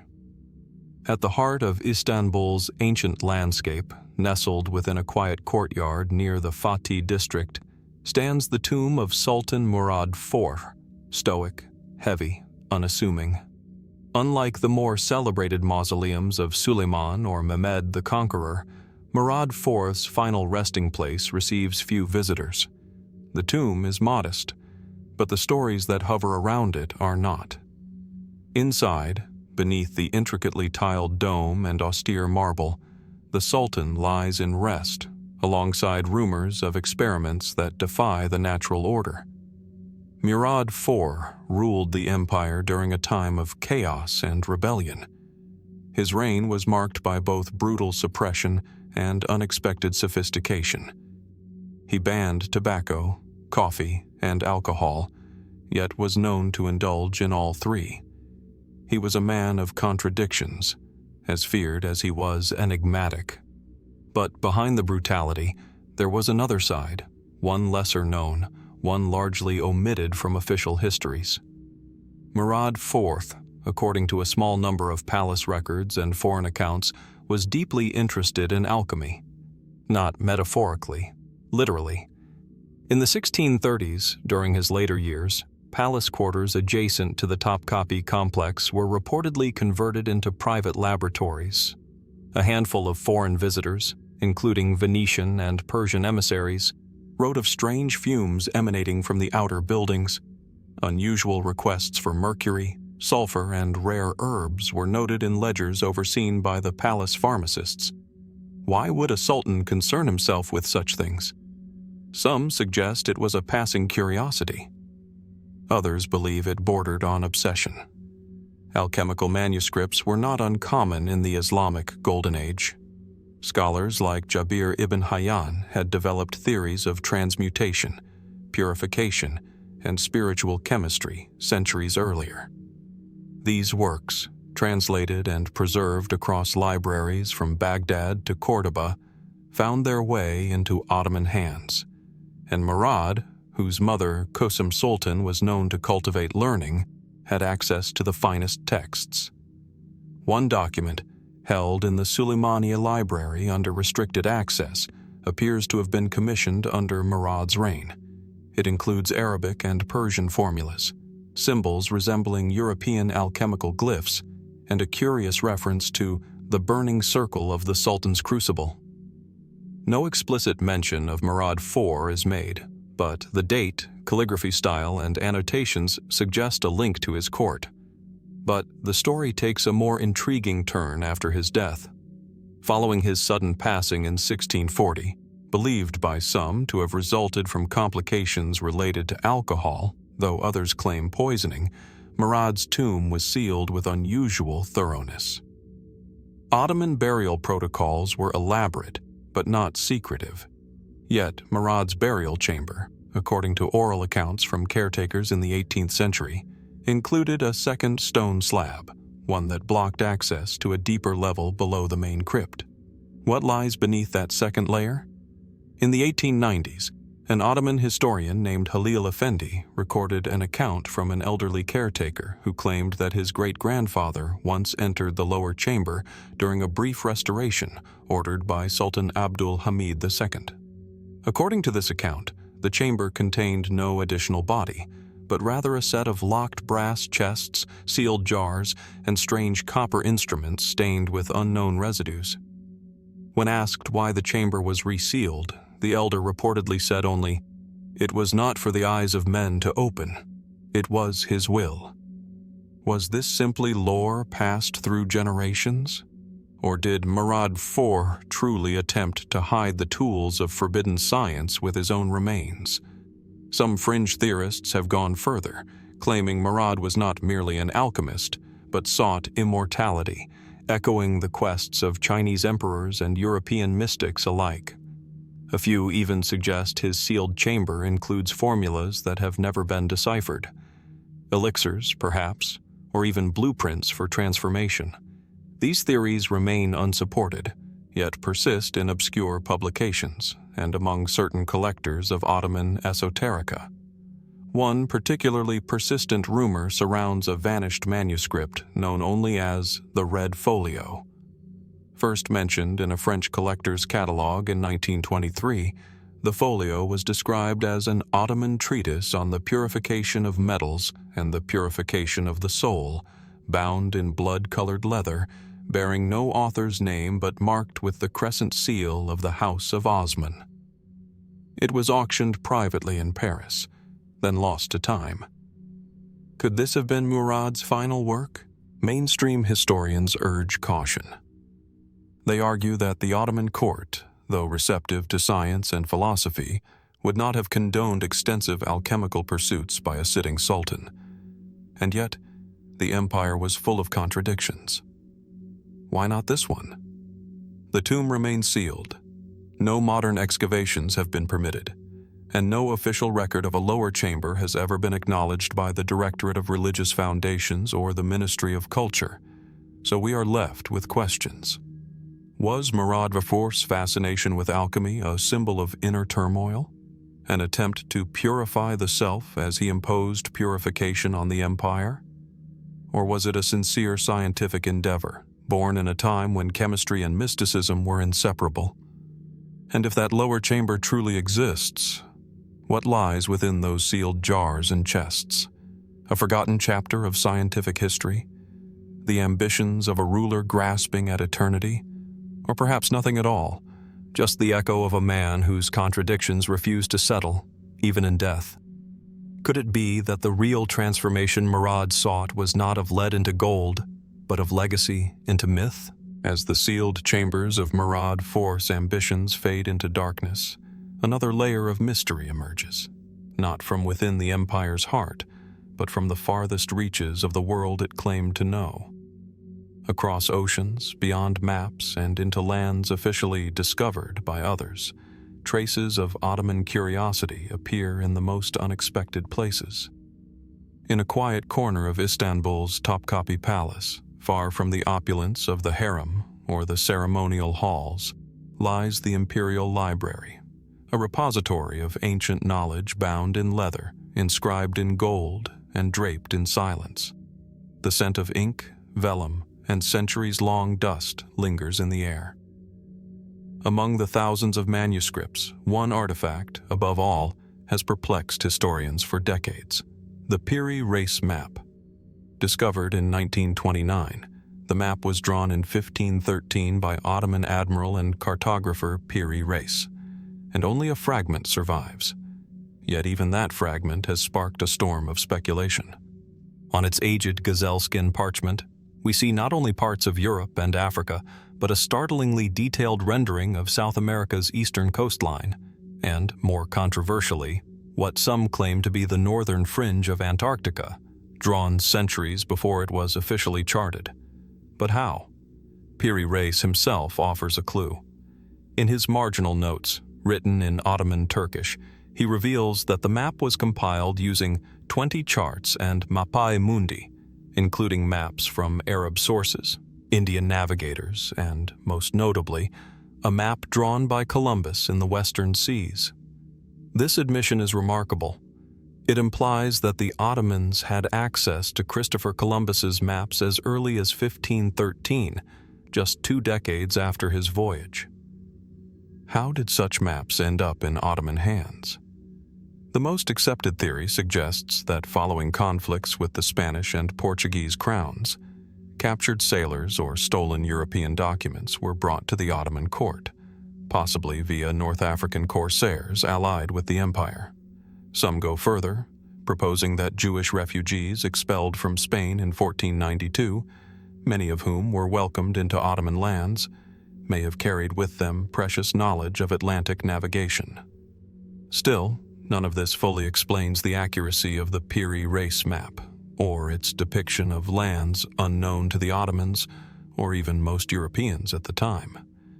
And then there's the mystery of Antarctica. Supporters of this fringe theory argue that the southernmost section of the map, although labeled imperfectly, shows features aligning with Queen Maud Land, a region of Antarctica not seen until the 20th century. Even more curious, it appears without its present-day ice cover, as if drawn from an era before the continent froze. Could Piri Reis or his sources have inherited ancient geographic knowledge long forgotten? Mainstream historians dismiss this, attributing the shapes to cartographic errors or imaginative guesswork. But the precision of the coastlines, compared to other maps of the same era, remains uncanny. Could it be that the Ottomans were more globally aware than we assume? Piri Reis was not an isolated figure. During the 16th and 17th centuries, Ottoman maritime activity extended far beyond its traditional Mediterranean domain. There are verified records of Ottoman envoys, explorers, and spies operating as far west as Morocco and as far east as the Indian Ocean's spice routes. Some reports suggest intelligence gathering on Portuguese trade ships near the Canary Islands. In 1569, an Ottoman fleet from Algiers attempted to cross the Atlantic to harass Spanish holdings in the Caribbean, though the mission failed. But does this suggest a broader imperial curiosity about the New World? And what of the accounts, scattered, uncertain, but persistent, that Ottoman sailors encountered indigenous American artifacts long before any formal voyage westward? One such tale appears in a letter attributed to Selman Reis, a cousin of Piri Reis and fellow admiral, who wrote to the court in 1528 describing a strange carving of men with feathered heads and broad boats shaped like crescents, made of wood unlike any from our lands. The origin of the letter is debated, and no artifact matching the description has been found. But it begs the question, what else was the empire seeing that it chose not to record officially? The Ottomans, pragmatic and strategic, may have deliberately withheld information about the Atlantic to avoid entanglement in the colonial ambitions of rival powers.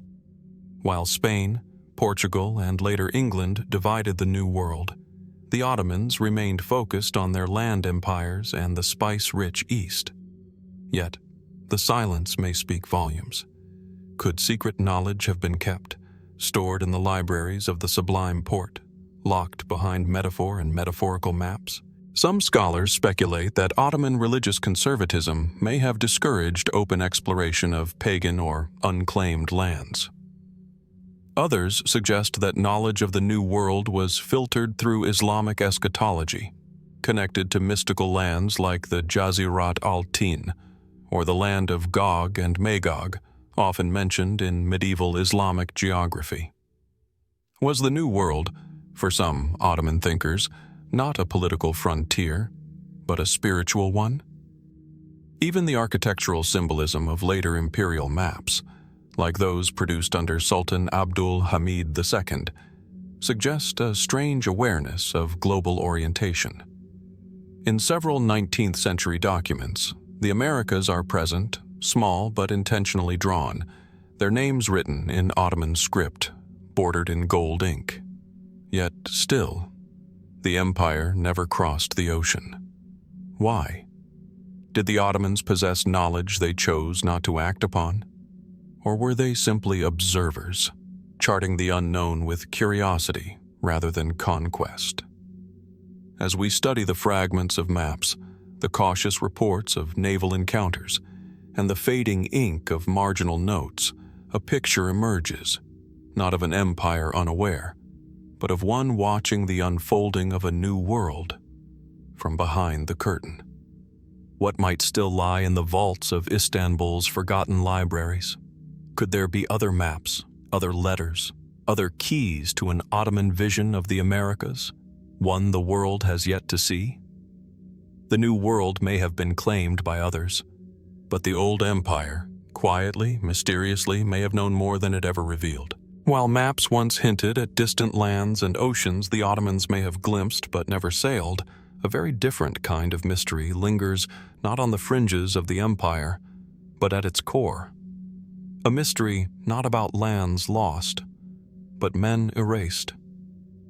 In the old Atmadana, the former hippodrome of Constantinople, now Sultanahmet Square, the breeze stirs gently around weathered obelisks and faded stone columns. Beneath its surface, centuries of imperial history lie buried. Blood once soaked this ground.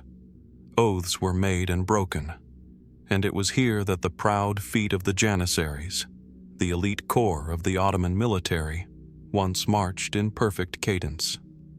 Today, there is no trace of them. Once the backbone of the empire's military power, the Janissaries were more than soldiers. They were the guardians of the Sultan, the feared enforcers of imperial will, and, eventually, its most dangerous political force. For nearly 500 years, they were a symbol of discipline, loyalty, and strength. But in 1826, all that ended in a single, brutal act of state violence, the Auspicious Incident, as it was officially called. The name itself feels oddly sanitized, doesn't it? The Auspicious Incident was Sultan Mahmud II's decisive answer to a corps that had grown unruly, corrupt, and openly defiant. After years of resisting reform, the Janissaries revolted, again. But this time, the Sultan was prepared. Artillery bombarded their barracks in Istanbul. Fires raged through the city. When it ended, thousands of Janissaries were dead. Many more were imprisoned. Some were exiled. Their order was dissolved. Their name was outlawed. Their history, quietly rewritten. And yet, questions remain. Official Ottoman records report the deaths and dismantling in efficient clinical language. But outside these volumes, rumors persist. Fragments of letters, oral traditions, and foreign eyewitness accounts suggest that not all the Janissaries died that day. Some simply vanished. Vanished. Where? Certain 19th century European travelers to Anatolia reported encountering men in remote villages who bore the distinct tattoos, training regimens, and even language of the Janissary Corps, decades after the order's destruction. One British diplomat stationed in Smyrna wrote of disciplined men of unknown origin who did not speak unless spoken to, and whose leader bore the ring of a Janissary Aga. His report, dated 1843, was dismissed by the Sublime Porte as hearsay. Could these be survivors? Even more curiously, a set of censored court documents from the early reign of Sultan Abdul, Mahmud II's son, mentions the quiet dismantling of a shadow brotherhood calling themselves the Sons of the Crescent. No official link to the Janissaries is stated, but the dates coincide. The language mirrors Janissary codes. The silence is telling. Some historians suggest that a small, disciplined group of Janissaries escaped, perhaps aided by sympathetic provincial governors, and formed hidden communities in the eastern provinces, places where central Ottoman control was weaker and old loyalties ran deep. Others propose that the empire itself relocated surviving Janissaries to distant parts of the realm, not to destroy them, but to quietly use their skills elsewhere, in secretive border conflicts, intelligence operations, or as silent guards for high-profile Ottoman families.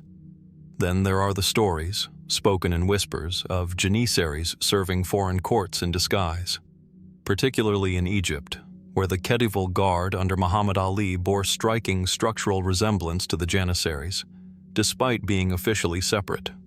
Could former Janissaries have been absorbed into this new elite, their identities changed, their histories hidden?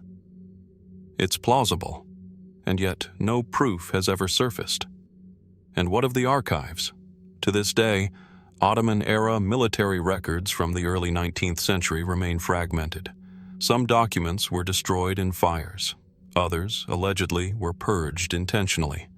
The Central Military Registry for Janissary deployments in the years 1820-1826 is notably incomplete. Even more bizarre, a scholar from the University of Vienna once claimed to have found coded Janissary communications embedded within courtly poetry of the late Ottoman period, rhythmic verses whose syllabic patterns mirrored Janissary call and response drills. When he sought access to further Ottoman archives in Istanbul to confirm his findings, his request was denied. Was it simply bureaucratic oversight? Or is there something the modern custodians of history still choose not to reveal? The mystery deepens when we consider the cultural amnesia surrounding the Janissaries. Unlike other elite military units across empires, who are often lionized in national memory, the Janissaries were deliberately excised. No official monuments honor them. Few museums explore their complexity. For centuries, they were the protectors of the empire. But after the auspicious incident, they became its shameful secret. Why? Was it because they had become too powerful? Or was it because they knew too much? We often think of military orders as rigid instruments of power, but the Janissaries were something else entirely. They had schools, they had internal courts, they had music, dance, and symbolism, some of it esoteric in nature. Could there have been knowledge, ritual, or tradition passed down within their ranks that the empire found threatening? Even today, Janissary songs survive in scattered Turkish folk traditions, often unrecognized for what they are. Could these be coded histories, waiting to be deciphered? What happened in 1826 was undeniably a purge, but it may also have been a cover-up. And if so, what truth was buried beneath the ashes of their barracks? What fragments of the Janissaries, men trained to vanish into crowds, to obey without record, still linger, hidden in plain sight? In the silence of Atmedana, the ghost of the marching corps still seems to echo just beneath the stones. And somewhere, perhaps in a forgotten archive, a dusty memoir, or an old soldier's tale, the final chapter of the Janissaries waits to be written. While the disappearance of the Janissaries unfolded in the open, an explosive reckoning with a military elite, the power of another, quieter order endured in the deepest interiors of the palace. An order veiled not in battle scars and banners, but in silence, shadows, and secrets. Step beyond the public courts of Topkapi Palace, past the gates where emissaries once bowed and the halls where sultans decreed, and the path narrows. Stone corridors darken, arched ceilings curve low. Here, nestled within the heart of the imperial complex, lies the Harem, a world forbidden to most eyes, shaped by discipline, ritual, and an unspoken code. And guarding its secrets? A brotherhood unlike any other in Ottoman history, the Black Eunuchs.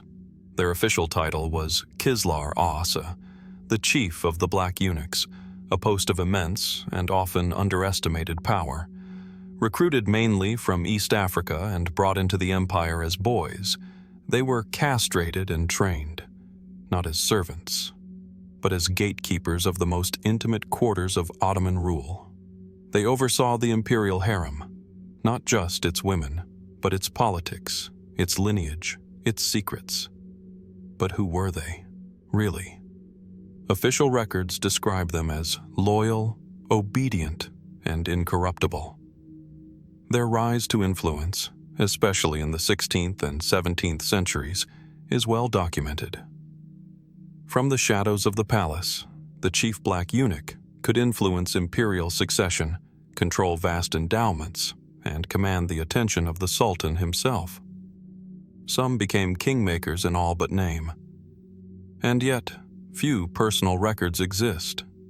No diaries, no memoirs, almost no private letters have survived the centuries. For a group that held court behind the curtain of empire, their individual voices have been lost, intentionally perhaps. Could it be that this silence was part of the role itself? Inside the harem, the black eunuchs held both keys and knowledge. They knew the daily rhythms of the concubines, the whispers of rival wives, and the vulnerabilities of future princes. They alone moved between the apartments of power and the quarters of intrigue. They heard what was not meant to be heard. They saw what was not meant to be seen.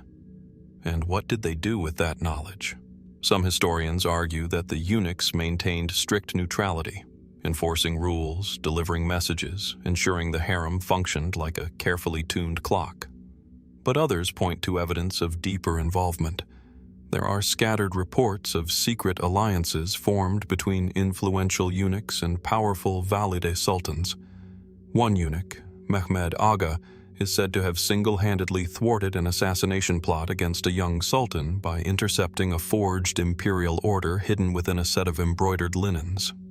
But more intriguing still are the missing correspondences.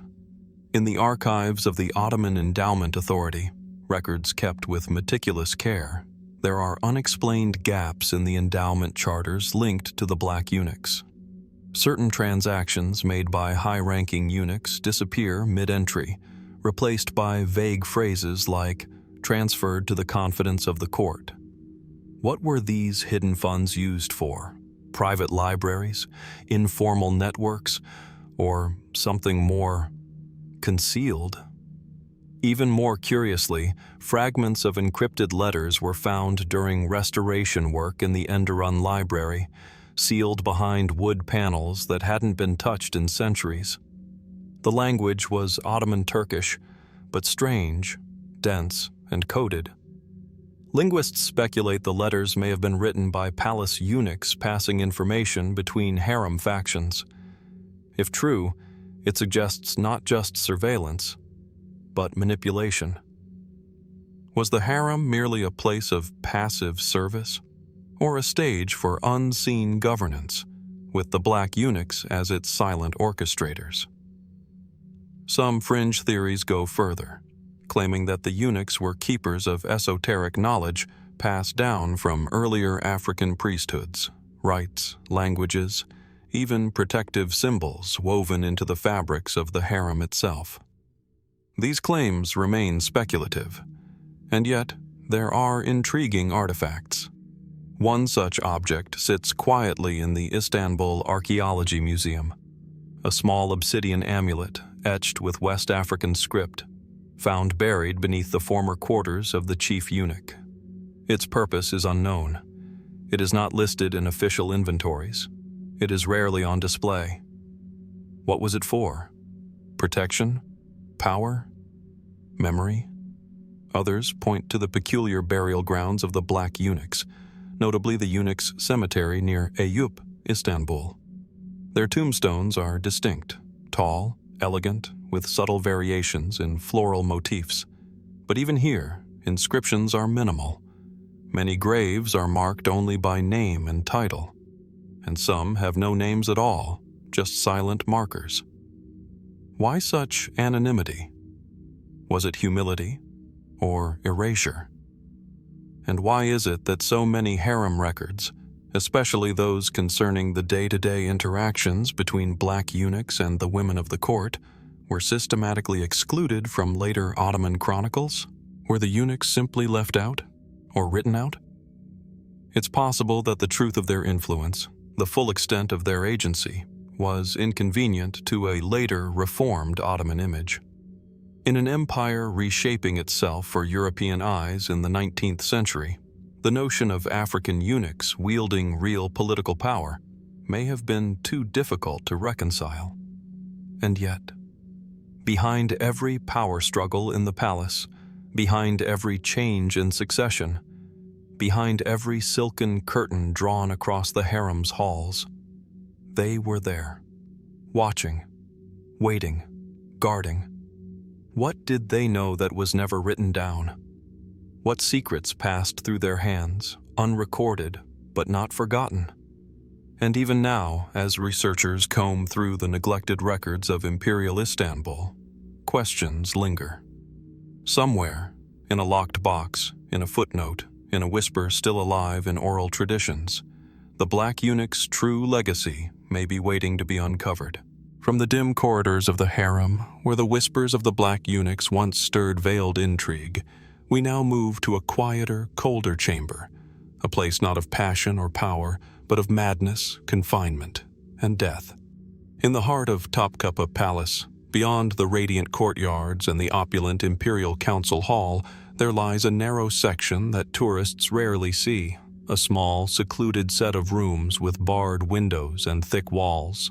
It is here, in the shadows of the cage, or cafes, as the Ottomans called it, that one of the empire's most tragic and enigmatic rulers spent much of his life. His name was Mustafa Wars, but history remembers him by another name, Mustafa the Mad. Born in 1591, Mustafa was the younger brother of Sultan Ahmed I, the same sultan who commissioned the iconic Blue Mosque. When Ahmed died in 1617, a succession crisis erupted. Instead of choosing one of Ahmed's young sons, the imperial court turned to Mustafa, then a man in his 20s who had lived much of his life in the silent suffocation of the cafes. The decision shocked many. By that time, Mustafa had already shown signs of severe emotional and mental distress. Court chroniclers mention erratic behavior, speaking to himself, laughing at invisible figures, pulling off turbans from courtiers, and obsessively playing with coins. Some say he wandered the palace barefoot, searching for his long-dead brother. And yet, he was crowned Sultan, twice. Mustafa ruled briefly in 1617, was deposed in 1618, and restored again in 1622 after the assassination of his nephew, Osman II. But within a year, he was removed from the throne permanently. The official reason? His unstable mind made him unfit to rule. But was Mustafa truly mad, or was he a man shaped and perhaps broken by the machinery of Ottoman succession?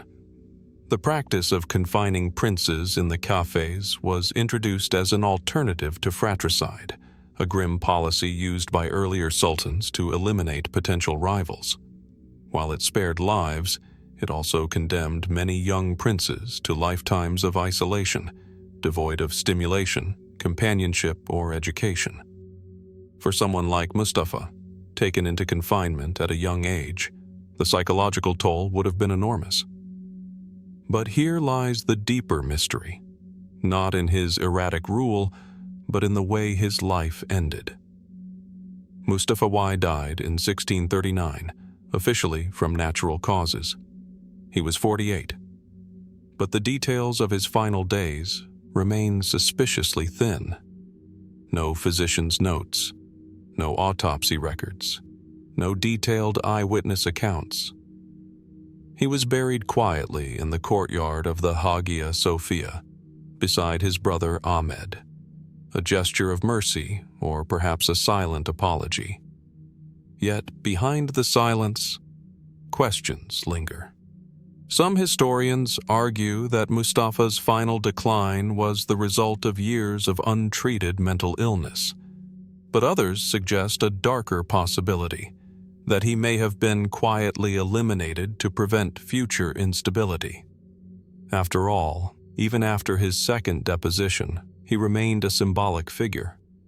A sultan who had ruled twice could still inspire rebellion. Could it be that palace officials, tired of the risk he represented, orchestrated his quiet death?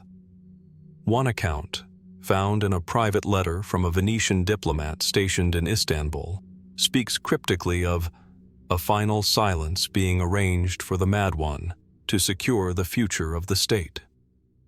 Another reference, buried in the writings of Khatib Çelebi, an Ottoman historian of the 17th century, describes a shadow over the Hagia Sophia in that cold spring when a soul was freed too soon.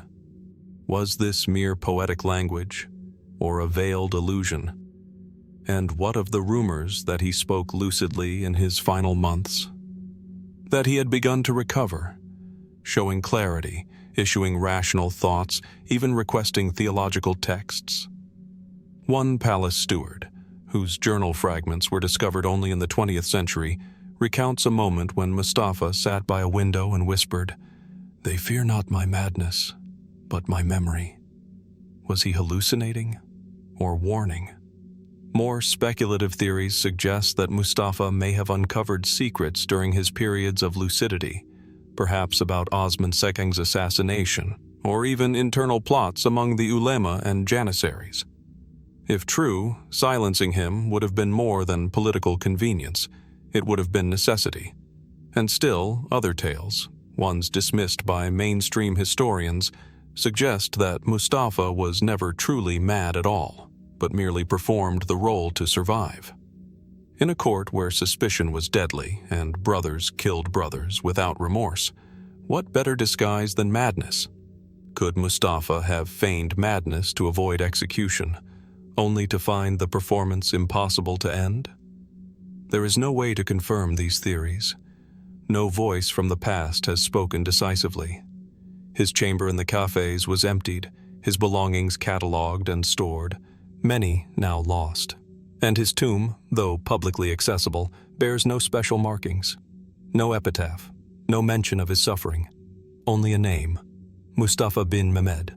Who was he really? A broken man, shattered by confinement? A reluctant ruler, pulled twice onto a throne he never sought? Or a silent witness to truths too dangerous to be spoken aloud? The Ottomans kept many secrets, and perhaps among them is the true story of the man they called mad, but whom history has never truly understood. As Sultan Mustafa was laid to rest, his name etched in stone but his story whispered through generations, a different silence settled over Topkapi Palace. Not the silence of grief or madness, but the kind that comes just before revelation. In the quiet chambers beyond the imperial harem, behind heavy doors and beneath star-painted ceilings, the astrologers of the Ottoman court studied the heavens, and sometimes, they claimed, saw shadows of what was yet to come. The Ottomans called them Munechim Basha, chief astrologers. Men cloaked not only in scholarly robes, but in mystery. Their domain was not battle or bureaucracy, but the stars, the skies, and the unseen forces that moved beneath them. Within the Enderun Library and the Astronomy Pavilion of Topkapi Palace, they pored over ancient Persian manuscripts, Byzantine codices, Arabic star maps, and tables of planetary movement. They were not mere stargazers. These astrologers had real power. They advised sultans on when to declare war, when to marry, when to ascend the throne, even when to have children.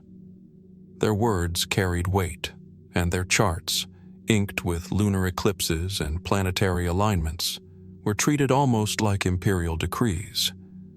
But within their records, tucked between legitimate celestial calculations, lies something far more curious. Prophecies. Vague, poetic, and at times disturbingly accurate. One parchment, now archived in the Suleimaniye manuscript library, is dated to 1589. It warns that a crescent will fail in the land of tulips under a shadow cast from the west. Scholars believe this could refer to the gradual weakening of Ottoman dominance in Europe following the long Turkish War. Another document, from the early 1600s, speaks of a great fire that will consume the city, not from below, but from the sky, written decades before the Great Fire of Istanbul in 1660, which began with a lightning strike and burned for days, reducing entire districts to ash. How did they know? Skeptics argue it's nothing more than coincidence. That vague language allows interpretations to be retrofitted to fit later events.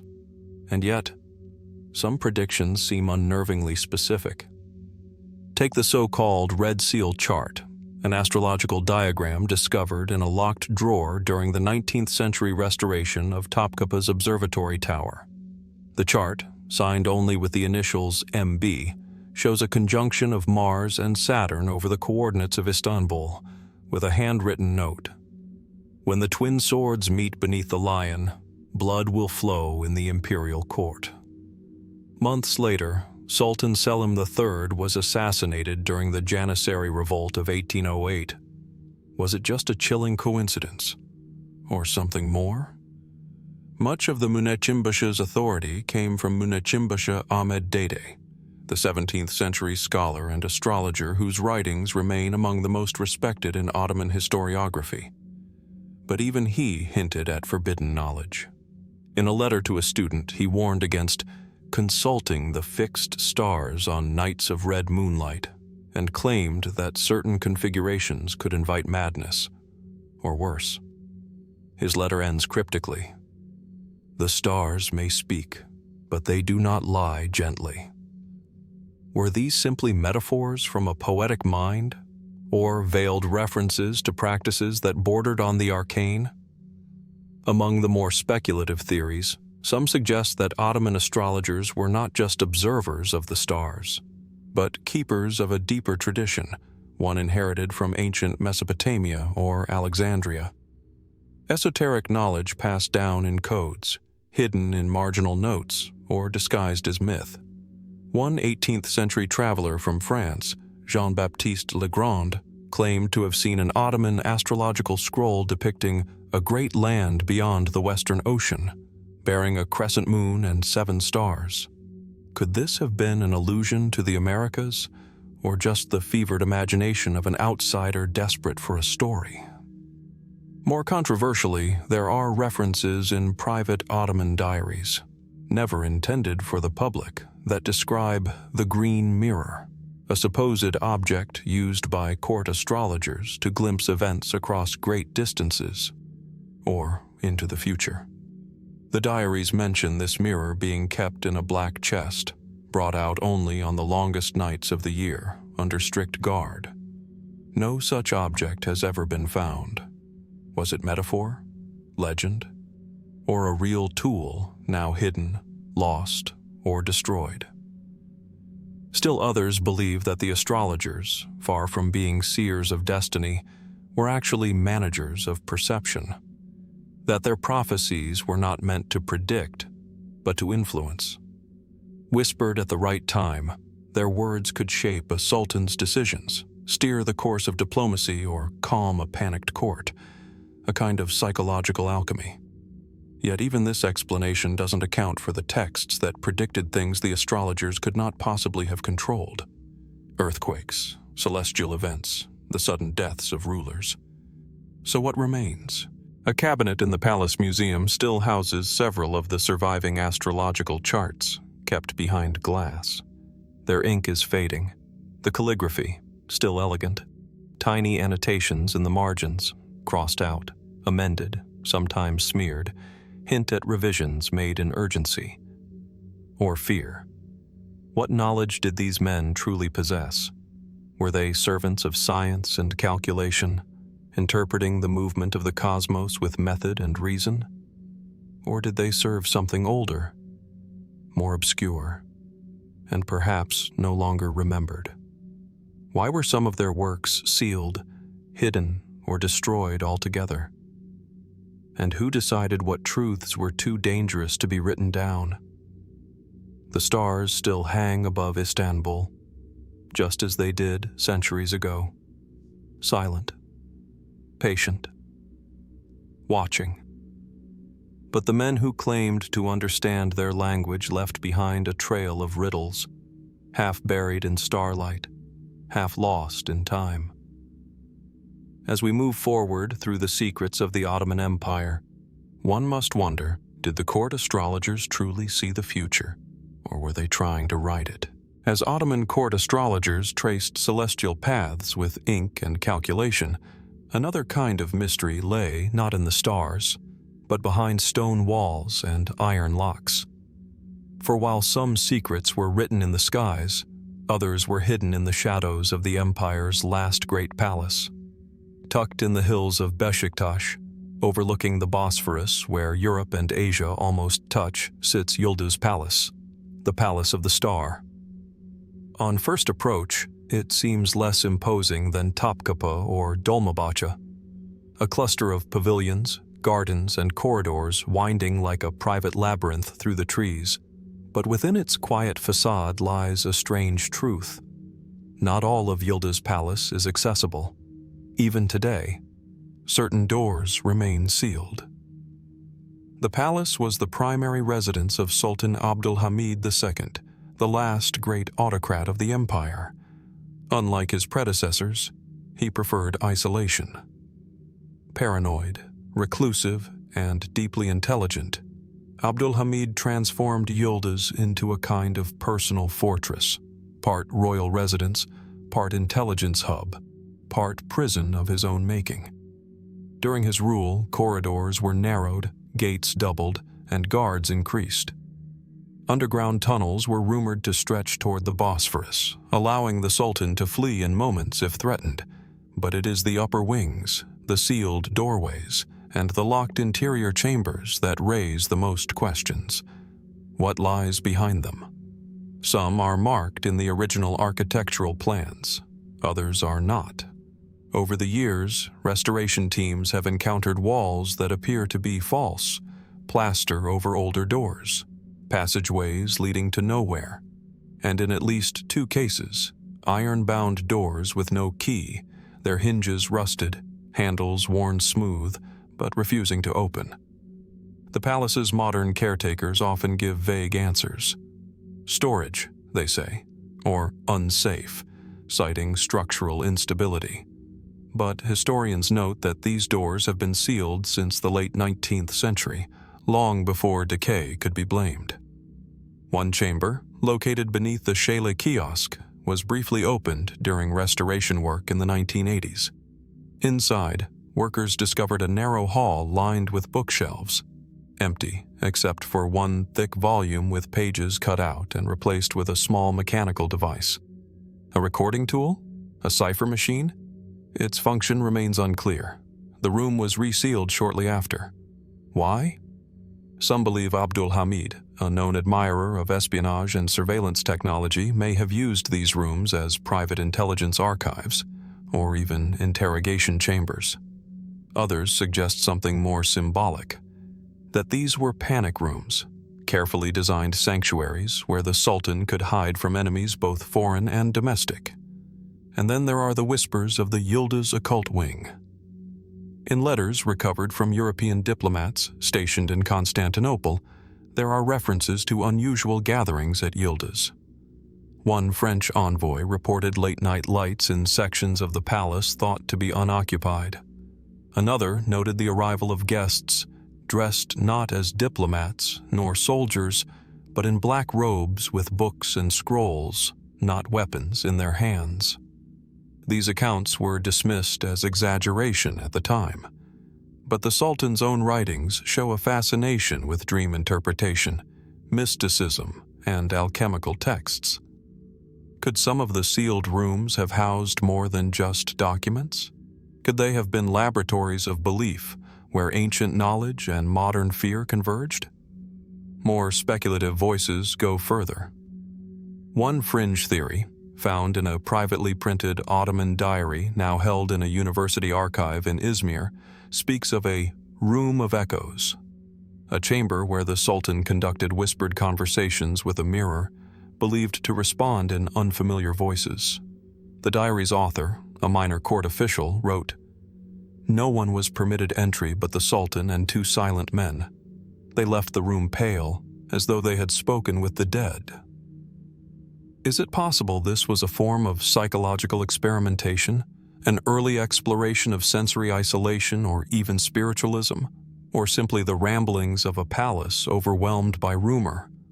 A more grounded possibility comes from architectural historians who argue that some of the locked rooms may have contained artifacts too politically sensitive to remain in public view. Letters from foreign monarchs, coded correspondence with revolutionaries, or religious relics that could inflame tensions across the empire.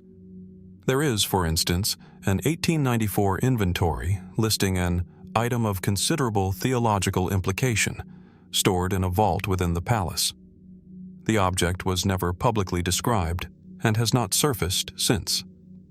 Why was it hidden? Where is it now?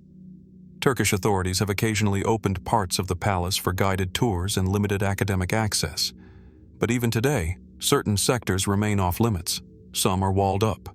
Others, more intriguingly, remain behind doors that are still locked, the keys long missing, or perhaps purposefully withheld. What might we find behind those doors? Abdul Hamid II was deposed in 1909, exiled to Salonika, and later confined to Beylerbey Palace across the strait. He never returned to Yildiz, and though others lived within its walls, no ruler ever used it the way he did. It became, in a sense, a mausoleum of secrets. Today, the rusted locks and sealed thresholds stand as mute reminders. Time has worn away the gilding, but not the questions. Were these rooms used to protect the empire? Or to conceal its crimes? Were they havens for the paranoid? Or chambers of true mystery? The corridors of Yildiz still whisper. And some doors, no matter how many years pass, remain firmly shut. Not by accident, but by intent. As we continue this journey through the unknowns of Ottoman legacy, we're left to wonder, were the locked doors of Yildiz Palace protecting the Sultan, or protecting us from what he left behind? From behind sealed doors to vanished traces, the Ottomans have left behind not only locked chambers, but locked truths. And some of the empire's secrets are not hidden in architecture or archives, but in flesh and bone, or in their mysterious absence. In the heart of old Constantinople, not far from the familiar silhouettes of Hagia Sophia and the Blue Mosque, stands the Fatih Mosque complex, a sprawling testament to imperial devotion and conquest. Within its serene courtyards lies the tomb of Sultan Mehmed the Conqueror, a site still visited daily by pilgrims, historians, and curious travelers alike. But less visited, less spoken of even, is the small, unadorned tomb of Sultan Osman II, a resting place that for centuries has been the center of a quiet, unsettling mystery. Osman II ascended the throne in 1618, barely 14 years old. His reign, though short, was marked by ambition and unrest. He sought reform, bristled against the power of the Janissaries, and dared to confront the entrenched institutions that held sway over his empire. In doing so, he sealed his fate. By 1622, he had been deposed, imprisoned, and in one of the most brutal episodes of Ottoman history, strangled to death by his own guards inside the infamous Yedikul fortress, the Fortress of the Seven Towers, a place where secrets go to vanish. Or so it seems. Contemporary accounts describe his execution in grim detail, the screams echoing through the stone chambers, the panic in his young eyes, the muffled resistance as the life was forced out of a sultan not yet 20. His death shocked the empire and tainted the legacy of those who ordered it. And yet, despite the detailed documentation of his fall, no one can say with certainty where his body truly lies. The official narrative claims that Osman II's remains were retrieved, washed according to Islamic tradition, and buried with honor in the imperial tomb near his ancestors. But inconsistencies in the historical record have led some to question this version of events. First, there are the contradictory burial records. A dispatch from the Venetian ambassador reports that Osman's body was lost in the confusion after the assassination. Another document from a Polish traveler refers to a body dragged through the city and thrown to the dogs. A shocking claim, unsupported, yet chilling in its specificity. Other reports mention a burial in haste, without ceremony, or even beneath the foundations of Yedikule itself. Could it be that the official tomb is symbolic, an empty cenotaph meant to calm public unrest, while the true body was hidden, disposed of, or lost? In the 19th century, during restoration work near the original prison chambers of Yedikule Fortress, laborers uncovered an unmarked skeleton buried beneath a collapsed stairwell. Ottoman authorities at the time reportedly removed the remains and reburied them quietly, without investigation. Was it simply an old prisoner, or someone more significant? Some historians have suggested that those who orchestrated Osman II's murder, possibly high-ranking Janissary commanders, might have feared that a proper burial would enshrine the young sultan as a martyr. Instead, they may have hidden his body, denying him even the dignity of memory. But it is not just the body that is missing. Certain artifacts associated with Osman II, such as his personal Quran, his ceremonial sword, and a series of letters written in his final weeks, have also vanished from the imperial archive. Were they destroyed to erase his legacy? Or are they still somewhere, locked away, like the sealed doors of Yildiz? Even more intriguing are the folk tales passed down through generations. In parts of Istanbul, whispers persist that Osman II did not die at Yedikule, that a body double was executed in his place, that the real Osman escaped, injured but alive, and lived out his days in obscurity in the Balkans, disguised as a scholar or dervish. There is no solid evidence to support this theory, only fragmented legends and coincidences. Yet in the world of imperial politics, deception was as common as gold. Could the Sultan's death have been faked, not to protect him, but to prevent civil war? A handful of chroniclers point to a mysterious burial site in Kosovo, venerated by locals under the name the Silent Prince. No tombstone bears the name Osman, but the traditions surrounding the grave speak of a king betrayed by his own soldiers, and a ruler buried without title by choice. Coincidence? Or something more? In recent years, there have been calls for modern archaeological examination of both Osman II's official tomb and the possible secondary sites. Ground-penetrating radar, forensic analysis, DNA testing, tools of modern science capable of confirming or denying the centuries-old rumors. But permission is difficult to obtain. The Sultan's tomb is protected by religious sanctity and national pride, and no government, Ottoman or modern, has shown much interest in disturbing the legacy of a sultan whose memory was already so violently disrupted. And so we are left with questions. Why are the records of Osman II's burial inconsistent? Why were items connected to him removed from archives? And most unsettling of all, if the body in the tomb is not his, then whose is it? Like so many chapters in Ottoman history, the death of Sultan Osman II is both well documented and deeply unclear, a tale told in official proclamations, and contradicted by silence. Did his enemies bury his body, or his truth? And as we wander the shaded gardens of the Fadi complex, past his marble tomb and its solemn inscriptions, we are left to wonder, does a sultan lie beneath? Or merely the shadow of what history wanted us to believe? In the wake of death and vanishing legacies, we shift our gaze from shadows of lost sultans to the quiet, colorful bloom of beauty, where behind every petal, something darker may have grown. Nestled within the outer courtyards of Istanbul's Topkapi Palace, there lies a once glorious garden, its symmetry faded, its fountains still. In spring, Tulips bloom here in rows of scarlet, saffron, and violet, as they once did in the opulent days of the early 18th century.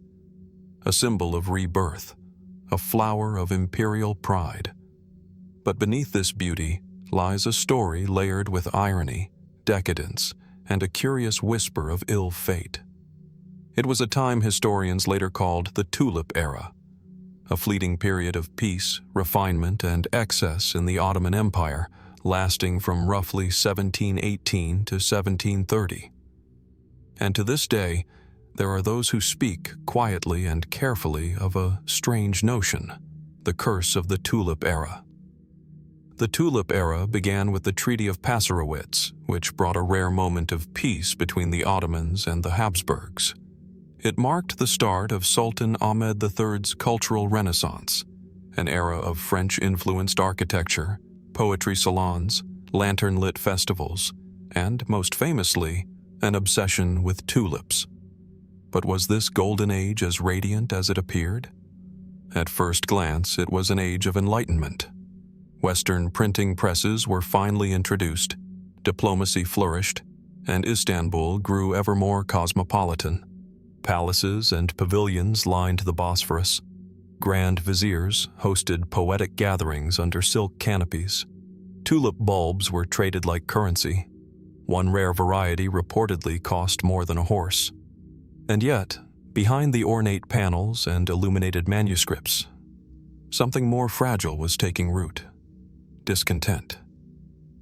Why were the urban poor starving while the elite filled glass vases with imported Dutch tulips?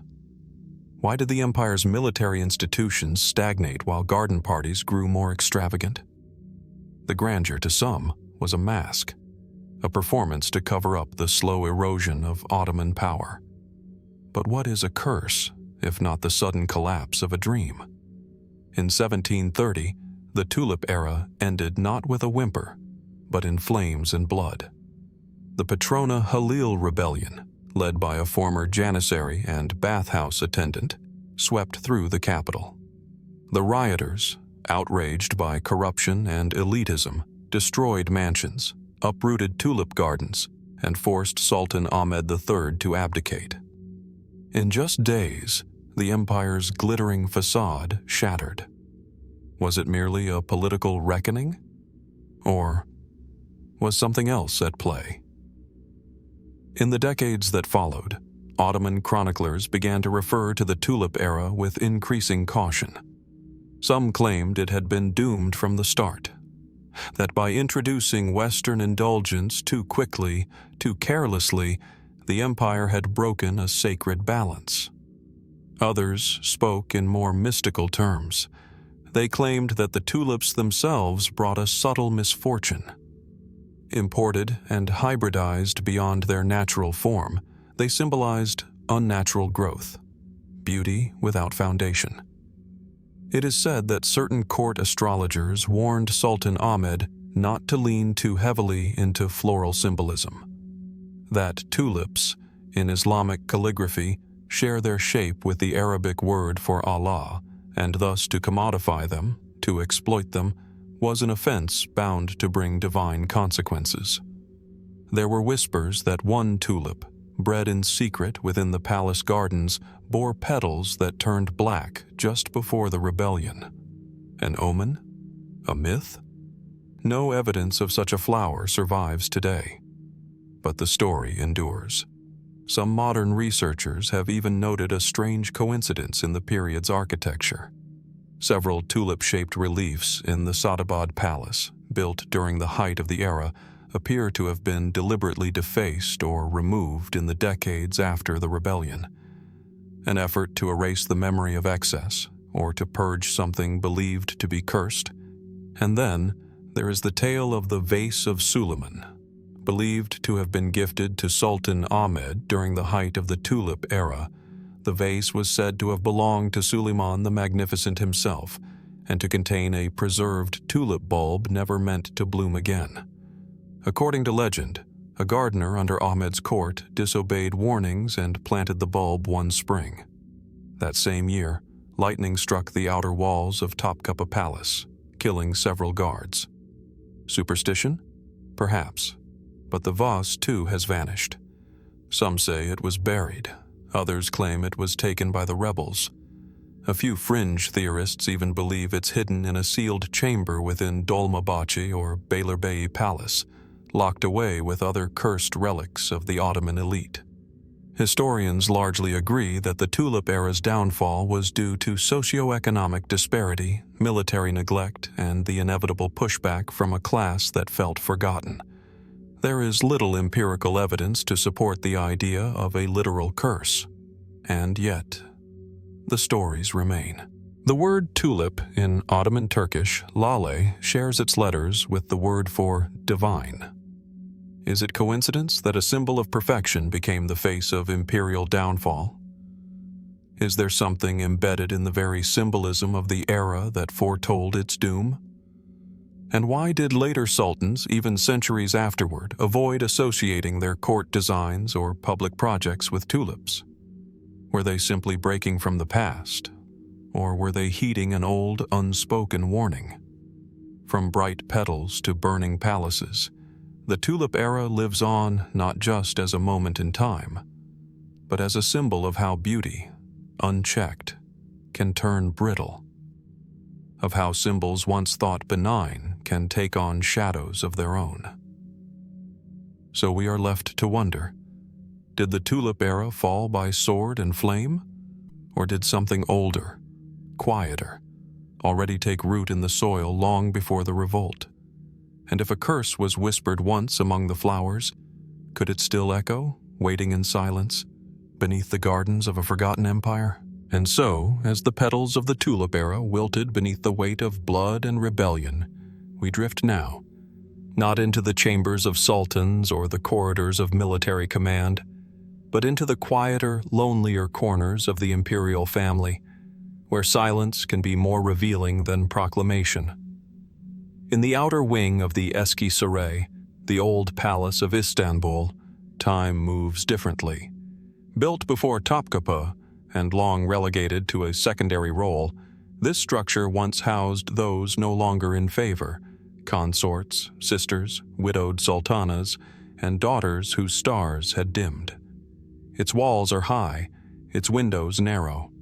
The corridors are cold, echoing only with the soft rustle of silk slippers and whispered prayers. It is here, according to fragments of imperial archives, that one of the Ottoman court's most unsettling mysteries may have unfolded: the disappearance and possible concealment of children born to an executed princess. Her name, in most accounts, has been carefully withheld. In some records, she is referred to only as Gulbahar, or Spring Rose, a likely pseudonym, possibly chosen to mask her identity. She is said to have been the daughter of a powerful sultan, perhaps born in the mid-17th century, during the reign of Sultan Ibrahim I or Mehmed IV. Her beauty was reportedly matched only by her intellect. Raised within the harem's golden cages, Gulbahar was destined for a strategic marriage. But something went terribly wrong. Official court chronicles are vague. Some suggest she became entangled in political intrigue, accused, perhaps falsely, of plotting against the reigning sultan. Others whisper that she fell in love with a foreign ambassador, or even a renegade janissary. One apocryphal tale suggests she discovered a scandal within the palace that could not be allowed to surface. Whatever the reason, the end was swift. Gulbahar was executed quietly, without public trial. She was in her early 20s. But it was not her death that would stir decades of speculation. It was what, or rather who, she left behind. At least 2 of her children, both under the age of 5, vanished from all official records on the same day she was condemned. No burial orders. No reassignment to another caretaker. No mention in harem logs, which, though often secretive, still recorded daily movements of the royal household with meticulous detail. Where did they go? Some scholars argue they were killed immediately, silently smothered or poisoned, as a grim extension of their mother's sentence. It would not be without precedent. In Ottoman dynastic tradition, survival was a cruel calculus, and infants, especially those with potential claims to the throne, could become threats simply by existing. Yet, strangely, there is no definitive proof of their deaths. Others suggest they were spirited away, smuggled out of the palace in the arms of a loyal servant, or hidden within one of the hidden concubine tunnels said to exist beneath the palace complex. These underground passages, some connecting Topkapi, Eski Saray, and even the imperial kitchens, have long been a source of myth and speculation. Though partially sealed today, their blueprints suggest unused sections, some never officially mapped. A theory emerged in the 19th century when a European traveler visiting a remote village in Anatolia recorded meeting an elderly woman who spoke fluent Ottoman court Turkish, wore jewelry etched with royal motifs, and claimed to be the granddaughter of a princess who had escaped death. She had no papers, but her features, reportedly striking and distinct, stirred curiosity. Later DNA analysis, decades after her passing, proved inconclusive. Another line of inquiry leads to the court of Prince Eugene of Savoy, a well-known adversary of the Ottomans. Documents discovered in the Austrian archives in the 20th century mention the arrival of 2 children from the east, described as noble, of Moorish blood, bearing titles not to be disclosed. Were they Ottoman exiles, royal hostages, or merely orphans with imagined nobility? The Ottomans never responded to inquiries from the Austrian court regarding their identity. Perhaps the most compelling, though fringe, theory comes from a recently declassified Ottoman astrologer's diary. In it, a cryptic passage reads, "The stars weep not for the spring rose, but for her seeds cast into shadow, hidden in the house of dust." Some interpret this as metaphor. Others believe the house of dust refers to a sealed room beneath Eski Saray, now inaccessible due to structural decay. In 2012, a team of Turkish archaeologists applied for permission to excavate the substructure, citing unusual readings on ground-penetrating radar. The request was denied, citing risk to historical preservation. What secrets might lie entombed beneath that forgotten floor? Official Ottoman court historians, naturally, make no mention of a princess named Gulbahar or her children. Perhaps she never existed. Or perhaps she was deliberately erased, not merely punished, but silenced completely, her bloodline cut off in body and in memory. And yet, fragments persist, whispered names in village songs, family trees with missing branches, embroidered heirlooms passed down without explanation, documents smuggled into European archives that hint, obliquely, at unfinished stories. Could the children have lived? Grown? Taken new names in foreign lands? Or is it possible, as some fringe theorists believe, that one of their descendants might have quietly resurfaced centuries later, perhaps even serving the empire in secret, unaware of their own lineage? In a dynasty built on silence and survival, truth was often buried deeper than any tomb. And in the case of the executed princess's children, what we don't find may be more revealing than what we do. So we are left with a question, not merely of where they went, but why such effort was made to erase every trace. What were they protecting or hiding? And could it be that somewhere, beyond the reach of royal records and court historians, the blood of a forgotten princess still flows, unclaimed, unnamed, and unaware? From the dim corridors of forgotten palaces and vanished bloodlines, we cross now into the marble stillness of another world, one equally veiled in mystery, shadowed by ceremony, and guided, some say, by ancient allegiances. Deep within the Vatican Apostolic Archive, formerly known as the Secret Archives, lies a chamber rarely entered, even by those who work within its labyrinthine walls. Behind thick doors and under the weight of centuries, scrolls, ledgers, and sealed correspondences gather dust in silence. Among them, according to a handful of unverified inventories, lies a set of documents curiously marked with both a crescent and a cross. The very idea seems contradictory. For centuries, the Ottoman Empire and the Vatican stood as pillars of rival worlds, one Muslim, imperial, and eastward-facing, the other Catholic, spiritual, and determined to assert Western hegemony. The papacy often painted the Ottomans as the looming existential other, while the sultans cast themselves as the rightful successors to Rome, seated upon their thrones in Constantinople, a city they had taken from Christian hands. And yet, beneath the surface, did a secret understanding ever exist?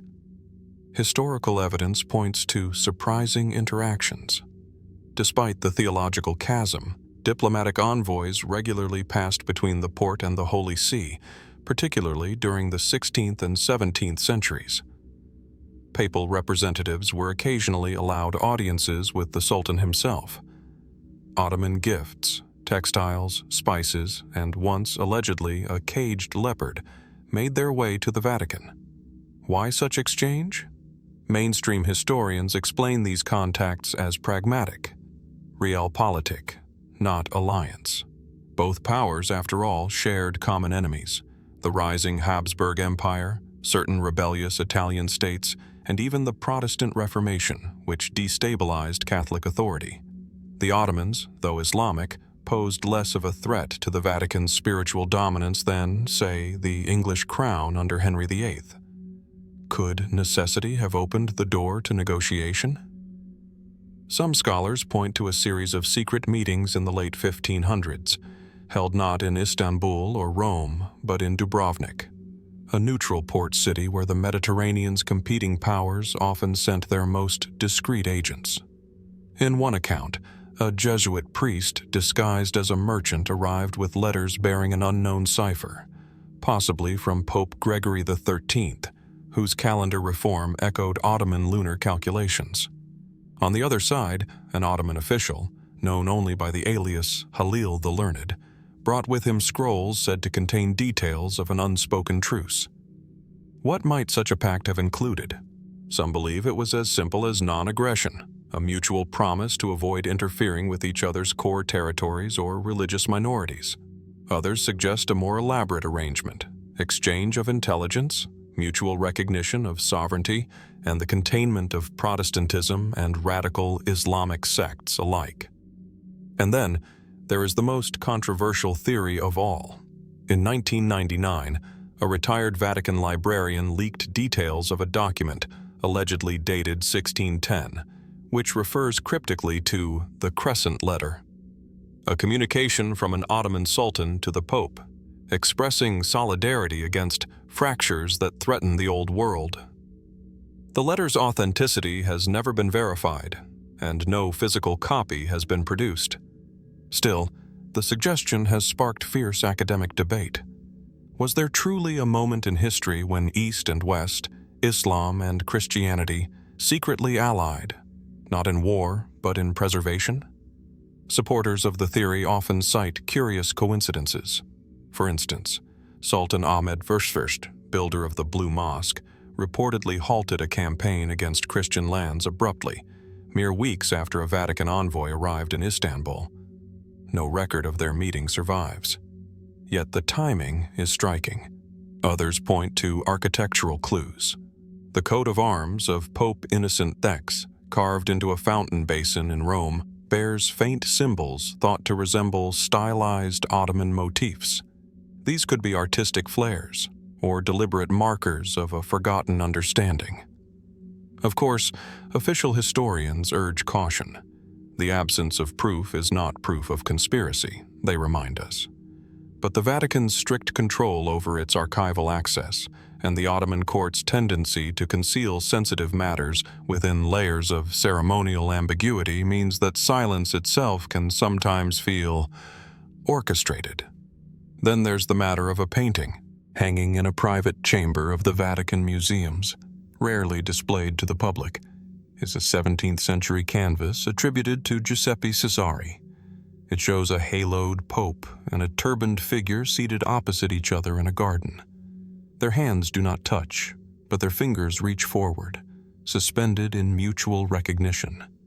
The identities of these men are not labeled, and some argue the painting is allegorical.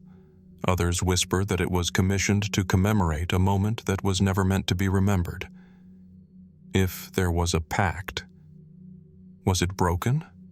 Or did it simply run its course, fading into the fabric of diplomacy as empires shifted, alliances turned, and new threats emerged? Or perhaps more chillingly, could such cooperation have continued in secret, guiding religious policies, shaping regional balances, or influencing power struggles in ways never recorded publicly? We may never know. What is clear is this: the Ottomans and the Vatican were not always the adversaries they were portrayed to be. Behind sermons and swords, treaties and crusades, there existed another level, quiet, coded, and carefully hidden. In that silence lies a shadow, a question that stretches from the scrolls of the Topkapi Palace to the crypts of St. Peter's.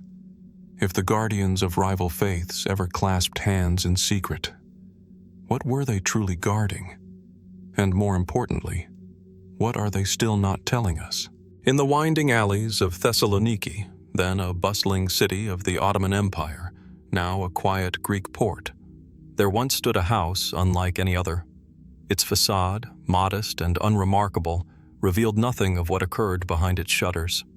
But inside, candlelight danced upon Hebrew scrolls, Quranic verses, and cryptic diagrams, an unlikely fusion of faiths whispered through centuries. It was here, many believe, that the Donmei, a secretive sect born from contradiction, held their quiet ceremonies, wrapped in silence and dual identities. The story begins in the 17th century, with the rise of a charismatic figure known as Sabbatai Zevi. A Sephardic Jew born in the Ottoman Empire, Zevi proclaimed himself the long-awaited Jewish Messiah. His teachings gained rapid momentum across Jewish communities, from the shores of Izmir to the salons of Venice. His followers, known as Sabbateans, believed the redemption of the world was at hand. But in 1666, after being summoned by Ottoman authorities and facing the threat of execution, Zevi converted to Islam, publicly renouncing his messianic claim. To many, this was the end. But for a small and fervent group, it was only the beginning. They followed him into Islam, but not entirely. These converts, eventually known as the Donmei, meaning turncoats or apostates in Turkish, retained the outward form of Muslim life while secretly maintaining Sabbatean rites. They fasted during Ramadan and recited Islamic prayers, yet in private they celebrated Zevi's birthday as a holy day and interpreted traditional scriptures through a radical, often mystical lens.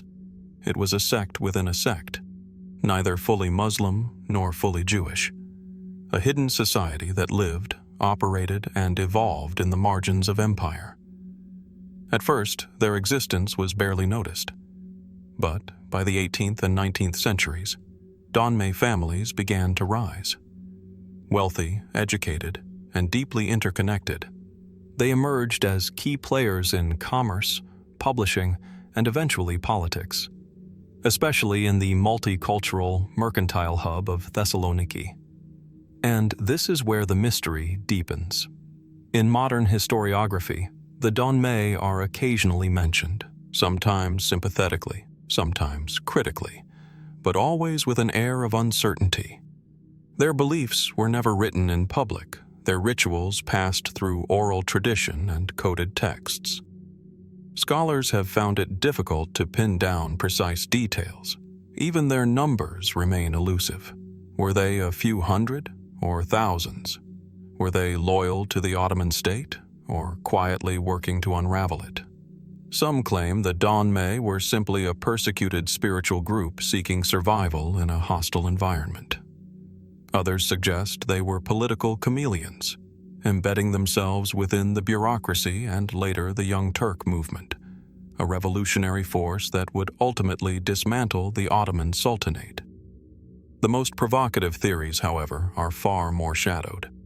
They allege that the Donmei, driven by an apocalyptic vision of world transformation, engineered unrest from within, encouraging secular reforms, toppling caliphal authority, and weakening traditional religious structures in preparation for some deeper hidden agenda.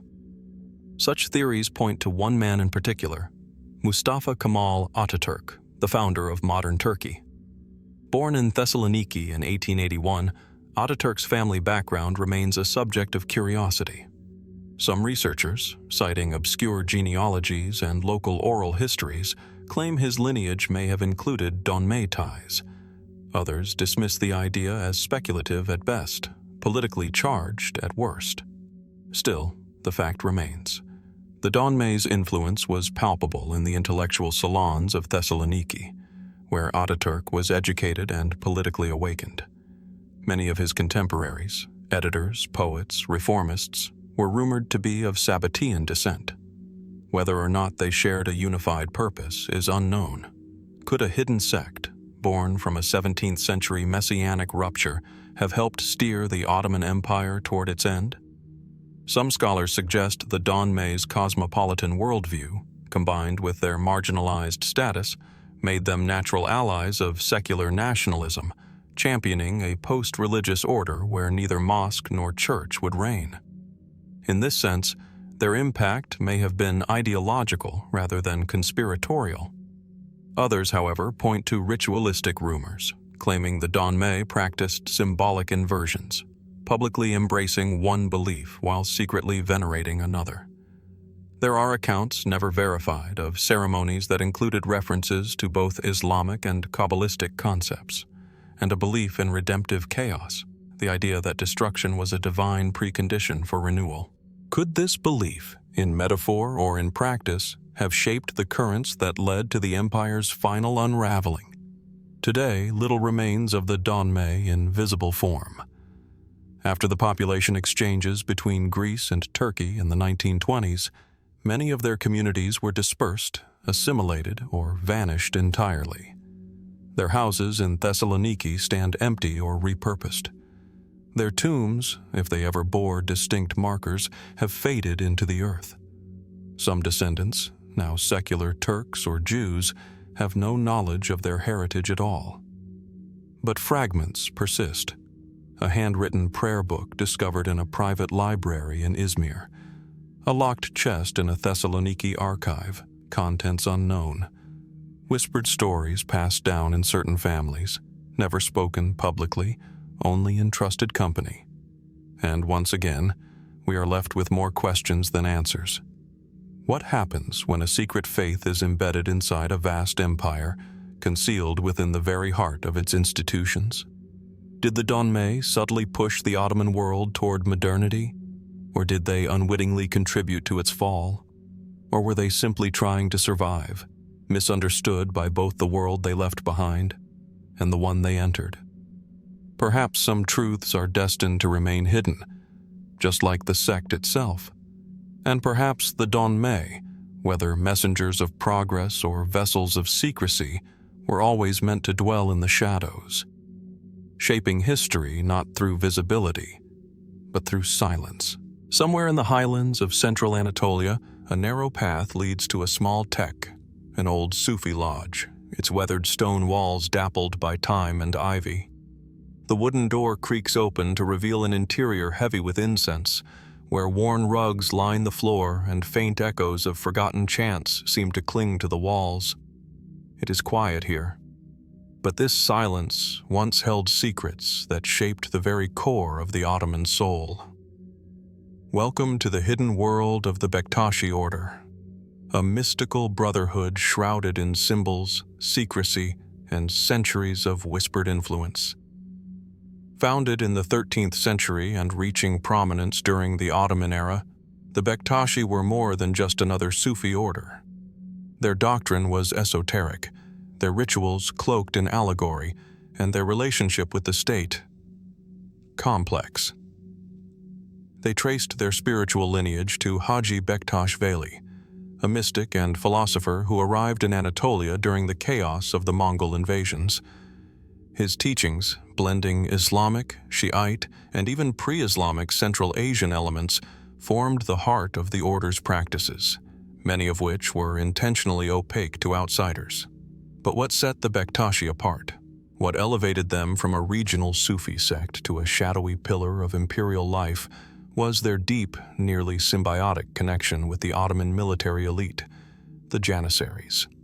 For centuries, the Janissaries, the Sultan's elite infantry, swore allegiance not only to the empire, but also to the Bektashi peer.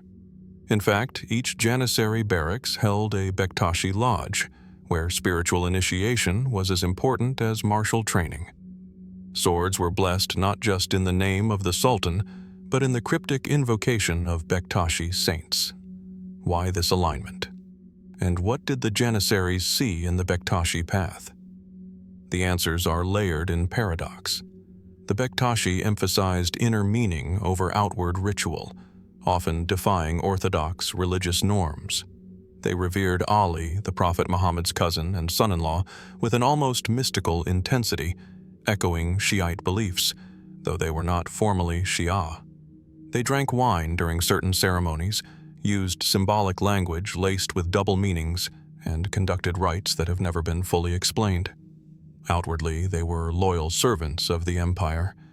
Inwardly, they moved according to a different current, a current many still don't fully understand. Their practices were secretive by design. Initiates took vows of silence regarding the order's inner workings. Symbols, like the 12 Imam cloak, the lion and sun motif, or the inverted Taj hat, carried layers of meaning, each level unlocked only through experience and years of service. Some historians believe this secrecy helped the Bektashi endure through turbulent times. Others argue it allowed them to operate as a parallel power structure, quietly influencing decisions at the highest levels of government. This duality, devotion and defiance, eventually drew the suspicion of the state. In 1826, after the violent abolition of the Janissary Corps in what became known as the Auspicious Incident, the Bektashi order was accused of complicity in rebellion. Their lodges were closed, their leaders arrested or executed, their shrines desecrated. Officially, the order was disbanded, but unofficially, it never disappeared. Scattered across the empire, Bektashi adherents went underground. They disguised their gatherings as family events. Their symbols grew subtler, woven into rugs, etched into jewelry, or encrypted into song. The same order that once stood proudly beside the Sultan's legions now existed in quiet exile, still connected, still speaking in riddles, still watching. And then, in the 20th century, the Bektashi re-emerged. After the collapse of the empire and the formation of modern Turkey, Mustafa Kemal Ataturk banned all religious orders in 1925. Once again, the Bektashi were driven from public life. But by then, their center had already shifted to Albania, where the order found new refuge and new power among nationalist and anti-clerical forces. Today, the Bektashi order exists openly in parts of the Balkans, where it is recognized as a distinct religious community. Yet, many of its deeper traditions remain deliberately obscure. Are their rituals simply ancient remnants of Sufi mysticism, or do they encode a deeper, possibly subversive message passed through centuries of hidden resistance? In recent decades, a growing number of researchers and independent scholars have begun re-examining the Bektashi's archives, some of which have only recently been declassified or rediscovered. Manuscripts filled with layered metaphors, references to spiritual alchemy, and veiled prophecies have sparked new debates about the order's true role in Ottoman decline, and even its long-term vision for humanity. Did the Bektashi see themselves as loyal mystics, or as spiritual revolutionaries embedded within an empire whose fall they quietly foretold? Some claim the Bektashi believed in a cyclical destruction and rebirth of empires, viewing the Ottoman collapse not as a tragedy, but as a necessary passage toward a more enlightened world. Others insist they were merely scapegoats, misunderstood in their time, and unfairly persecuted. And then there are the legends.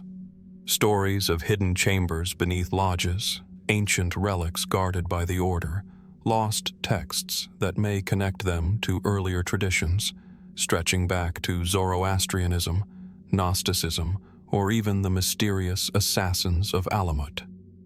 None of this has been proven, and none of it has been definitively disproven either. We're left, as always, with fragments, torn pages, forgotten tombs, half-told stories whispered between the lines of official history. Who were the Bektashi truly? Quiet mystics cloaked in metaphor, or architects of a spiritual insurgency that stretched across centuries? Did their influence fade with the fall of the Janissaries? Or does it echo still beneath the surface of modern nations shaped in the empire's shadow? Some mysteries reveal themselves slowly, like the layers of a Sufi poem. Others remain sealed, behind doors of silence, coded language, and sacred oaths. And with the Bektashi order, perhaps that was always the point. The scent of rosewater lingers in the silk-draped corridors of the Topkapi Palace Harem, where latticed windows once offered veiled glimpses of the empire's most hidden world. Soft footsteps echo over polished marble. Behind every screen, every heavy velvet curtain, secrets were whispered, and sometimes secrets were traded. To the outside world, the harem was a place of beauty and confinement, filled with concubines, consorts, and wives under the vigilant eye of palace eunuchs. But within this secluded domain, another world unfolded, a world of strategy, alliances, and, some believe, espionage. For centuries, Ottoman men dominated the imperial courts, the military, and the administration. Yet history leaves behind traces of a subtler power, the quiet influence of women operating behind the scenes. And according to both Ottoman records and whispered tradition, some of these women were far more than consorts or caretakers. Some were informants, manipulators, even covert agents. Was there truly a secret network of female spies operating within and beyond the palace walls? Historical documentation is sparse, by design, but the pattern is there, stitched into court intrigue, diplomatic anomalies, and sudden shifts of favor that no official decree can fully explain. One name rises again and again: Hürrem Sultan, the legendary wife of Suleiman the Magnificent. Born a slave, she rose to become one of the most powerful women in Ottoman history. She corresponded directly with foreign rulers, maneuvered alliances, and orchestrated political moves that would eventually place her son, Selim II, on the throne. While there's no formal evidence that Hürrem employed spies in the Western sense, contemporary Venetian reports note her mastery of intelligence, her ability to predict court outcomes before they occurred, her uncanny awareness of conversations held in private. Was it simply a result of her position, or something more? Beyond the palace, in the bustling streets of Istanbul, women moved in ways men could not. Covered, invisible, often overlooked. Who would suspect the washerwoman, the merchant's wife, or the midwife of carrying messages between embassies or gathering information from behind enemy lines? The Ottoman Empire, especially in its later centuries, faced a complex web of internal dissent, foreign alliances, and ideological threats. To navigate this, it developed a sprawling intelligence apparatus known as the espionage system of the Sublime Porte. Men ran its formal arms, but the gaps, those nuanced, domestic, intimate spaces, were where women could thrive unseen. In the early 18th century, reports surfaced of women frequenting European salons under assumed identities, mingling with diplomats and subtly guiding conversation. A few were traced back to Ottoman merchant families. Others vanished from the record altogether. Could this have been an organized network? Or merely isolated incidents of clever survival? Some historians point to the Valide Sultan, the Queen Mother, as the unofficial head of this informal intelligence ring. She had unrestricted access to the Sultan, influence over his decisions, and, perhaps most importantly, a network of loyal women spread throughout the palace and beyond. Through them, information flowed inward. From concubines and eunuchs, from servants and visitors, from wives of pashas stationed in distant provinces. Threads of conversation gathered like strands in a spider's web, centered in the harem. In the 19th century, as European powers encroached on Ottoman borders, intelligence operations grew more sophisticated and more desperate. The women of the palace began to leave the court more frequently, under escort, attending public events, visiting charitable institutions. Was this a modernization of roles, or a deepening of covert activity? Some foreign diplomats thought the latter. British ambassadorial reports from the mid-1800s describe unusual communications between palace women and local intermediaries. One noted a charming and well-spoken Turkish lady who appeared regularly in Pera, always in a different carriage, always asking subtle questions about Russian troop movements. Her identity was never confirmed. By this time, the use of coded embroidery, perfumed letters, and mirrored signal patterns from rooftops had entered the rumor mill. Some dismissed them as legend. Others quietly filed them away in diplomatic dispatches. And what of the foreign women who married into Ottoman families? Some, like Aimée Dubuc de Riveri, cousin of Napoleon, disappeared under mysterious circumstances, later rumored to have become Nakshidil Sultan, consort to Abdul Hamid I, and Valide Sultan to Mahmud II. If the rumors hold any truth, could she have served as a bridge between two worlds, France and the Ottoman Empire? Fiction? Fantasy? Or fragments of forgotten operations buried beneath layers of polite history? Even in the empire's final years, the possibility of a female-led intelligence network persisted.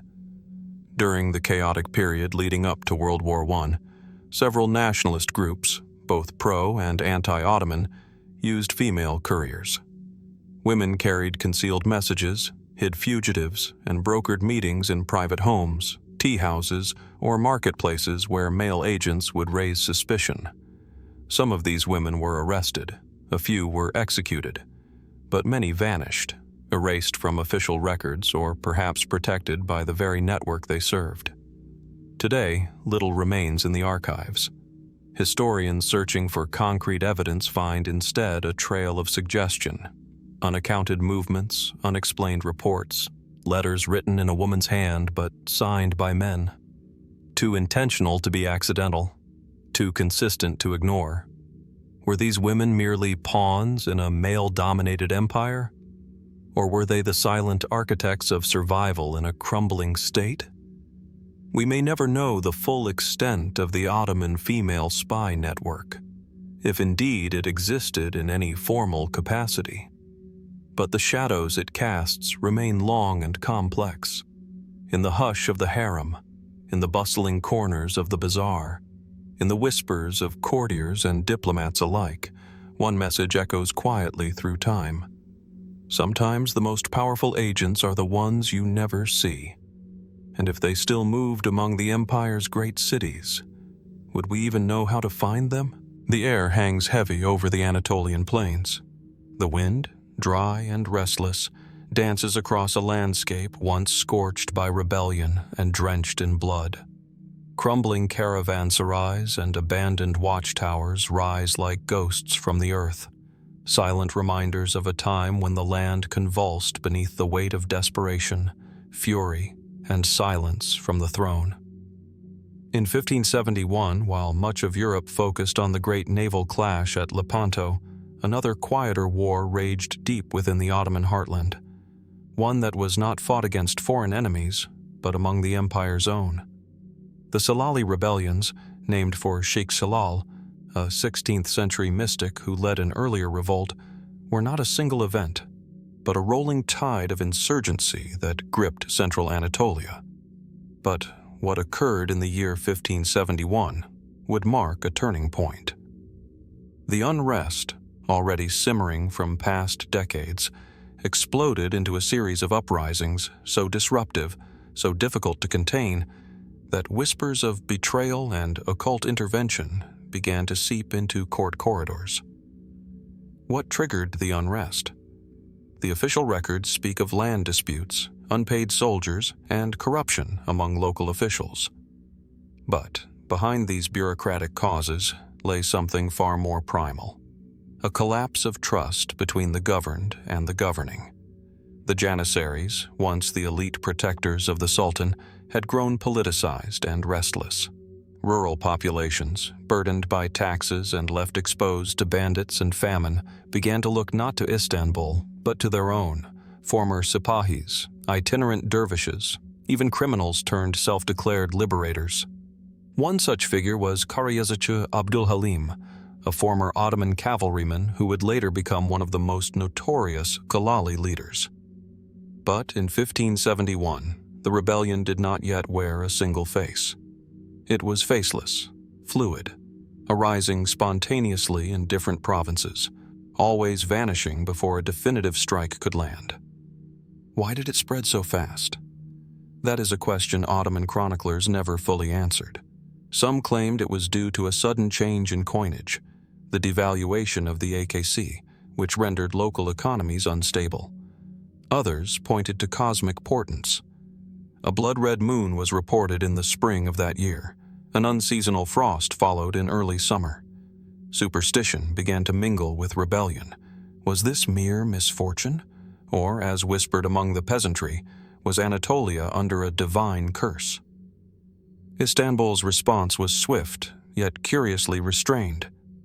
Grand Vizier Sokolu Mehmed Pasha, a man known for political ruthlessness, ordered crackdowns across the region. But rather than launching full-scale military campaigns, he dispatched secret envoys, local governors, and spies, a tactic more suited to suppressing rumor than rebellion. Could it be that the rebellion's roots reached higher than the government dared to admit? Some letters, preserved in the archives of Topkapi Palace but rarely studied, suggest there were rumors of palace involvement. Members of the court, disillusioned with Sultan Selim II's indulgent rule, may have turned to the provinces for leverage. If the Salali leaders were mere brigands, why did some possess such detailed knowledge of Ottoman troop movements and tax policy? Why were certain villages spared by the rebels without explanation? And then, there's the question of the Janissaries' absence. Traditionally, they were the first responders to any internal unrest. But during the height of the 1571 rebellions, their presence in Anatolia was almost non-existent. Some blamed the concurrent naval campaign at Lepanto. Others wonder, was their absence orchestrated? It's here that fringe theories begin to creep into the shadows of official history. One speculation holds that the rebellions were part of a controlled destabilization, designed to flush out anti-imperial sentiment and reassert centralized control under new terms. That the violence, tragic though it was, served a hidden purpose, a way to reshape the social fabric by burning away its rot. Another theory, more esoteric, draws from the teachings of suppressed Sufi orders. According to some Bektashi oral traditions, the 1571 Salali uprisings were prophesied decades earlier, not as mere political revolt, but as a spiritual reckoning, a time when the empire's soul would be tested from within. While no written records support this claim, the Bektashi influence among rebel groups, especially in eastern Anatolia, has long been noted. Was this rebellion a natural response to economic hardship, or a veiled conflict between competing worldviews, central orthodoxy versus peripheral mysticism? What is clear is that the suppression of the rebellion was brutal and incomplete. Villages were razed, crops were destroyed, and thousands were displaced. Yet the core instability remained. The Salali spirit would rise again and again, well into the 17th century, like smoke from embers that refused to die. Curiously, many of the rebellion's early leaders disappeared without a trace. No grave, no execution record, no exile order, just vanished. Some speculate they fled into the mountainous eastern provinces. Others believe they were absorbed back into the military ranks, their past erased for reasons never explained. And still others, though few dare say so aloud, believe they were silenced by secret orders from the palace, perhaps even by the shadowy intelligence network spoken of in the previous century. Why does the empire's own memory seem so selective? Why does the 1571 Salali rebellion occupy so little space in official Ottoman chronicles, especially given its wide-reaching consequences? Is it possible that the rebellion revealed truths the state could not afford to record? Or are the silences themselves the loudest warning?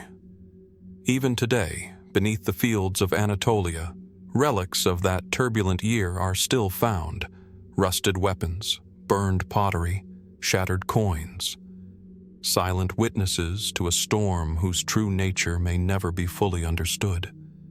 And as we move forward in our exploration of the empire's secrets, the question lingers: was the empire threatened by its enemies, or haunted by the forces it tried hardest to forget? The doors of the imperial bedchamber at Topkapi Palace are carved from thick walnut, darkened with time, and polished smooth by centuries of quiet hands. Inside, the room remains cloaked in silence, broken only by the gentle rustling of silk canopies and the steady drip of water from a copper basin in the corner. A place meant for rest, for intimacy, and perhaps for the most undetectable of deaths. As the night deepens, even the palace guards lower their voices. For in the Ottoman court, not all threats came with a drawn blade or public accusation. Some deaths arrived like a whisper in the stillness of night, with no sign of struggle, no cry of pain, only a pale body discovered at dawn, eyes frozen in a final vacant stare. History remembers many of these as natural deaths, sudden illnesses, fever, heart failure. Yet, in the archives of foreign embassies and in the private memoirs of Ottoman scribes, another term surfaces again and again: Ölüm uykuda geldi. Death came in sleep. Who were these silent agents, these rumored sleep assassins? And why did so many of their victims hold dangerous knowledge or inconvenient claims to power? The notion of assassination is not unfamiliar to the Ottoman narrative. Fratricide was institutionalized during certain periods, brothers of newly crowned sultans executed to prevent civil war. Yet those killings were often swift, visible, even ceremonial. What we speak of now is different. Not the sanctioned violence of a rising sultan, but a pattern of untraceable deaths, spanning decades, cloaked in shadows.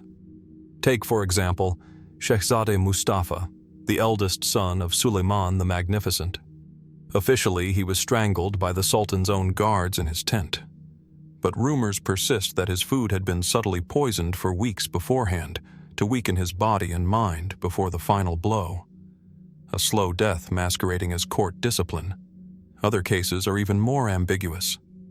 In 1603, Sultan Mehmed III reportedly died in his sleep at the age of 37. The court announced it as a heart attack.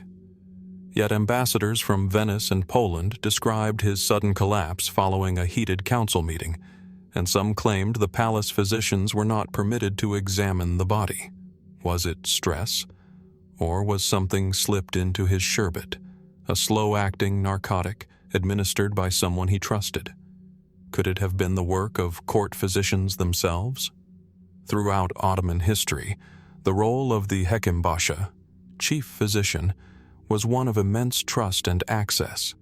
These men, and occasionally women within the harem, prepared the Sultan's medicines, controlled his diet, and oversaw his rest. It was they who managed the silences of the sick room, and who could, with minimal risk, introduced just enough toxin to simulate disease.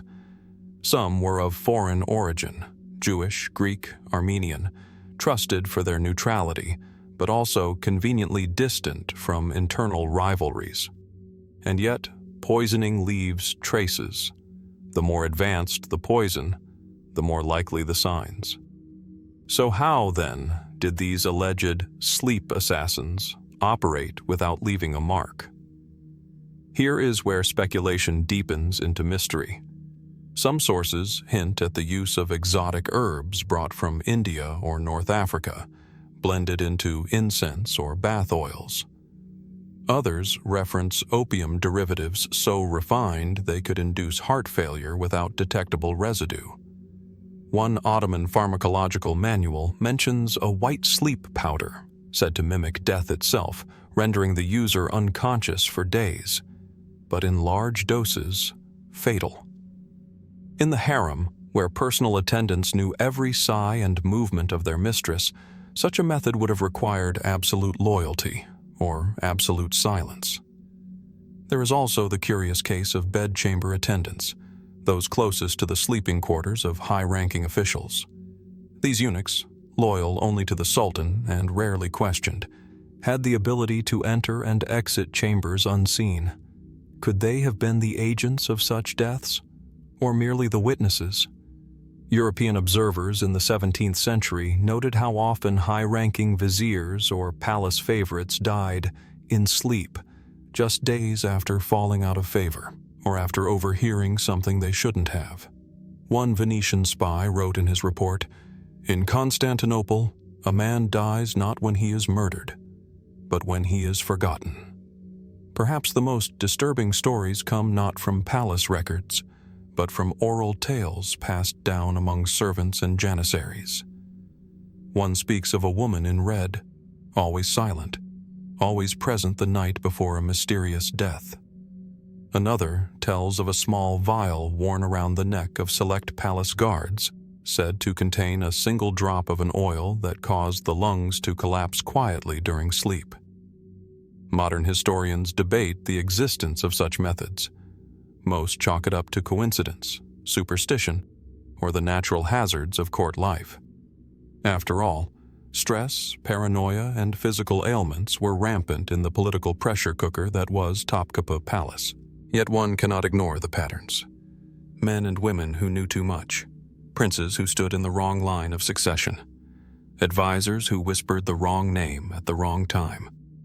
So many lost, so quietly. Is it possible that the Ottoman court developed an elite class of silent killers? Not soldiers, not executioners, but physicians, eunuchs, even concubines, trained not to fight, but to erase? Could there have been a codified tradition passed in secret on how to take a life without leaving a scar? Or was the fear of the sleep assassin itself the true tool of control, ensuring loyalty through dread and silence through the specter of untraceable death? We may never know how many truly died by natural causes, and how many were gently ushered into history by hands trained to never leave a trace. In a palace where sleep was sacred and perilous, perhaps the most dangerous thing a courtier could do was close their eyes. And so we ask, was the bedchamber a place of refuge, or the most sophisticated execution chamber the empire ever built? Beneath the soft light filtering through stained glass windows of the imperial pavilion at Topkapi Palace, a gentle breeze carries the scent of jasmine and citrus from the palace gardens. The courtyard, usually bustling with chamberlains and eunuchs, is quiet today, eerily so. In one of the upper chambers, behind layers of velvet curtains and ornate gold latticework, the Sultan of the Ottoman Empire lies still, sweat beading on his brow, his breath shallow and uneven. Sultan Selim II, son of Suleiman the Magnificent and Hürrem Sultan, ascended to the throne in 1566. He was the first Ottoman Sultan to inherit, not seize, power without bloodshed, a testament to the tight control his father held over the court and its many potential claimants. Yet, unlike his father, Selim was not remembered for military conquests or sweeping reforms. He was remembered for wine, poetry, and a death that remains as elusive as the man himself. Official Ottoman chronicles, such as those by Selanik'i Mustafa Efendi, record the Sultan's death in December of 1574 as the result of a fall. The story, widely accepted by traditional historians, claims that Selim slipped on wet marble in the palace's hammam after heavy drinking and succumbed to internal injuries a few days later. But this version of events, while plausible, is curiously sparse in detail. For a man of such stature, who ruled the greatest empire in the Islamic world, the silence surrounding his final days is unusually loud. Why, some ask, are the court physicians' records from that period missing? Why do foreign envoys report different causes of death, none of which involve a fall? According to a dispatch from the Venetian bailo, or ambassador, Selim II had fallen ill some weeks before his death. The report notes high fever, disorientation, and swelling in the lower limbs, symptoms more consistent with liver failure or poisoning than trauma. Other sources speak of black vomit, a telltale sign in pre-modern medicine of gastrointestinal bleeding. Of course, the idea of the Sultan dying from excessive alcohol consumption was not unthinkable. Nicknamed Selim the Sot, he was known for his indulgence in wine, an irony given the Islamic prohibition on alcohol. Some suggest his affinity for Cypriot wines even influenced his decision to launch the campaign that led to the conquest of Cyprus in 1571. But could wine alone kill a sultan? That question has haunted historians and storytellers alike. Because while alcohol can damage the liver, cirrhosis typically takes years, decades, to prove fatal. Selim, though not young at the time of his death, was only 50. And according to the few surviving observations, his decline was not slow and steady, but sudden. Some theories veer toward the political. It's no secret that Selim's reign saw the rise of the Grand Vizier Sokolu Mehmed Pasha, a brilliant and formidable figure who often acted as the de facto ruler. Some whisper that the vizier, seeing Selim as weak and unpredictable, may have taken steps to ensure his influence continued, by hastening the Sultan's death and installing a more pliant heir. Was it coincidence that Selim's death came just weeks after a dispute between the Sultan and Sokolu regarding the direction of the empire's naval policy? Could an elite physician, loyal to the vizier, have administered something during one of Selim's medical treatments? Others look inward, to the harem. Selim's wife, Nurbanu Sultan, was a powerful and politically astute woman, originally of Venetian origin and educated in palace intrigues. She had long been maneuvering to ensure the succession of her son, Murad III, over other potential heirs. A sudden death before court factions could consolidate around rival princes would have served her cause. Her role in court politics was so strong that Venetian envoys referred to her as La Sultana Veneziana, the Venetian queen. Could she have been involved? We must also consider more esoteric explanations. Ottoman occult traditions, though often downplayed in official records, were deeply intertwined with court life. Talismans, spells, and astrological readings were employed regularly. Some accounts claim that a Persian mystic was brought into the court just days before Selim's illness. His role? Unknown. His departure? Unrecorded. Was the Sultan merely ill, or was he afflicted, intentionally, through ritual means? One Turkish folktale, passed quietly among court servants for generations, speaks of the shadow under the marble, a spirit that punishes rulers who betray the balance of power.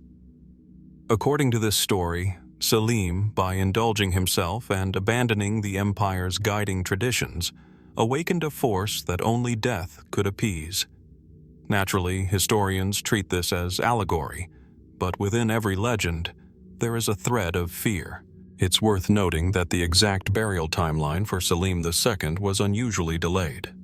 His body, kept in Topkapi Palace for over a week before being interred, was reportedly kept in cooling chambers, an extraordinary measure in that era. Why such delay? Was it for mourning rites, or was there uncertainty about the cause of death? Foreign visitors noted the hushed tones in the palace during those days. No great announcements, no mourning parades, just quiet, and then transition. Murad III's ascent was swift, too swift for some. It came without contest, without rumors of rebellion, as if the gears had already been set in motion, days or even weeks before the Sultan's death. So what truly killed Sultan Selim II? Was it drink? A simple fall in the hammam? The subtle hands of political rivals? Or the whisper of an ancient curse? The truth, like so much of Ottoman palace life, is cloaked in silence, softened by layers of official history and dimly lit by the flickering lanterns of whispered accounts. And as we walk the cool marble corridors of Topkapi Palace, the question lingers still. In an empire built on legacy, who truly decides when a legacy must end? Inside the imperial archives of Topkapi Palace, the air remains thick with the scent of centuries-old parchment, wax, and time-worn cedar. Rows of scrolls and gilded manuscripts are locked away behind latticed wooden cabinets, their contents once whispered in the ears of viziers, commanders, and sovereigns. Among them were the royal firmans, decrees bearing the tugra, the stylized imperial signature of the Sultan. Each firm decree, once issued, became law, each one a thread in the web of an empire that spanned 3 continents. But one decree, believed to have been among the last ever signed by an Ottoman Sultan, is gone. Not misplaced, not misfiled, disappeared. The final days of the Ottoman Empire were heavy with anticipation and uncertainty. In the years leading up to its official dissolution in 1922, as foreign powers circled Istanbul like vultures over a dying colossus, rumors swirled of a document, an imperial firman said to contain a final vision for the empire's survival. It was never published. It was never read aloud. Its existence is still debated. But among those who worked in the Sublime Porte, what had once been the beating heart of Ottoman bureaucracy, whispers tell of a decree written in haste, sealed in secrecy, and sent on a journey it would never complete. Why was it never delivered? Who was meant to receive it? And more importantly, what did it contain? Officially, the last recorded firman came from Mehmed VI Vahideddin, the 36th and final Sultan, in early November 1922, just days before the Grand National Assembly abolished the Sultanate. But internal accounts, rarely referenced, suggest a second undocumented decree was penned the night before the Sultan's forced exile aboard the British warship HMS Malaya. The setting? The Yildiz Palace, under lockdown. Foreign diplomats watched from afar as imperial guards sealed off corridors. Some say the Sultan's personal calligrapher was summoned past midnight. Others speak of a long meeting behind closed doors, attended only by the Sultan, 2 court scribes, and the former Sheikh al-Islam. And then, silence. The next morning, the Sultan was gone. A handful of his belongings were taken aboard the warship: jewels, books, and a single locked case whose contents were never inspected by British officials. But when that case was opened in San Remo, where Mehmed VI would live his final days in exile, no decree was inside. Had the decree ever left the palace, or was it intercepted? Years later, in the 1950s, a retired Ottoman clerk by the name of Mustafa Khalid, then living in Cairo, claimed in a letter that he had once seen the original draft of the decree. It was, he wrote, a bold and dangerous document that called for an Islamic confederation of the East, a spiritual alliance beyond borders, one that rejected Western colonialism and envisioned a return to an Ottoman-led unity among Muslims. According to his letter, the decree had been stolen by those within the palace who feared what it might ignite. Historians dismissed the account as fantasy, an old man's attempt to rewrite history.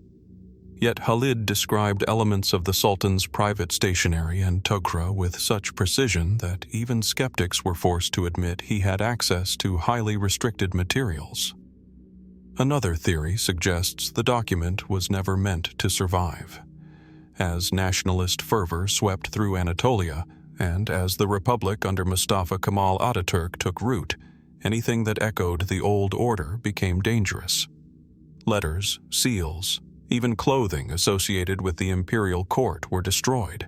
Perhaps a member of the Sultan's own household, understanding the implications of the decree, chose to burn it, believing it would only delay or endanger the inevitable rise of the Republic. Then again, there are those who suggest something far more elaborate. One theory posits that the decree never left the Hürrem Sharif Mosque, where the mantle of the Prophet was kept, one of the holiest relics in Ottoman hands. Some believe the Sultan, in desperation, dictated the firman not to preserve the empire, but to entrust the caliphate itself into hidden guardianship, effectively removing it from public reach.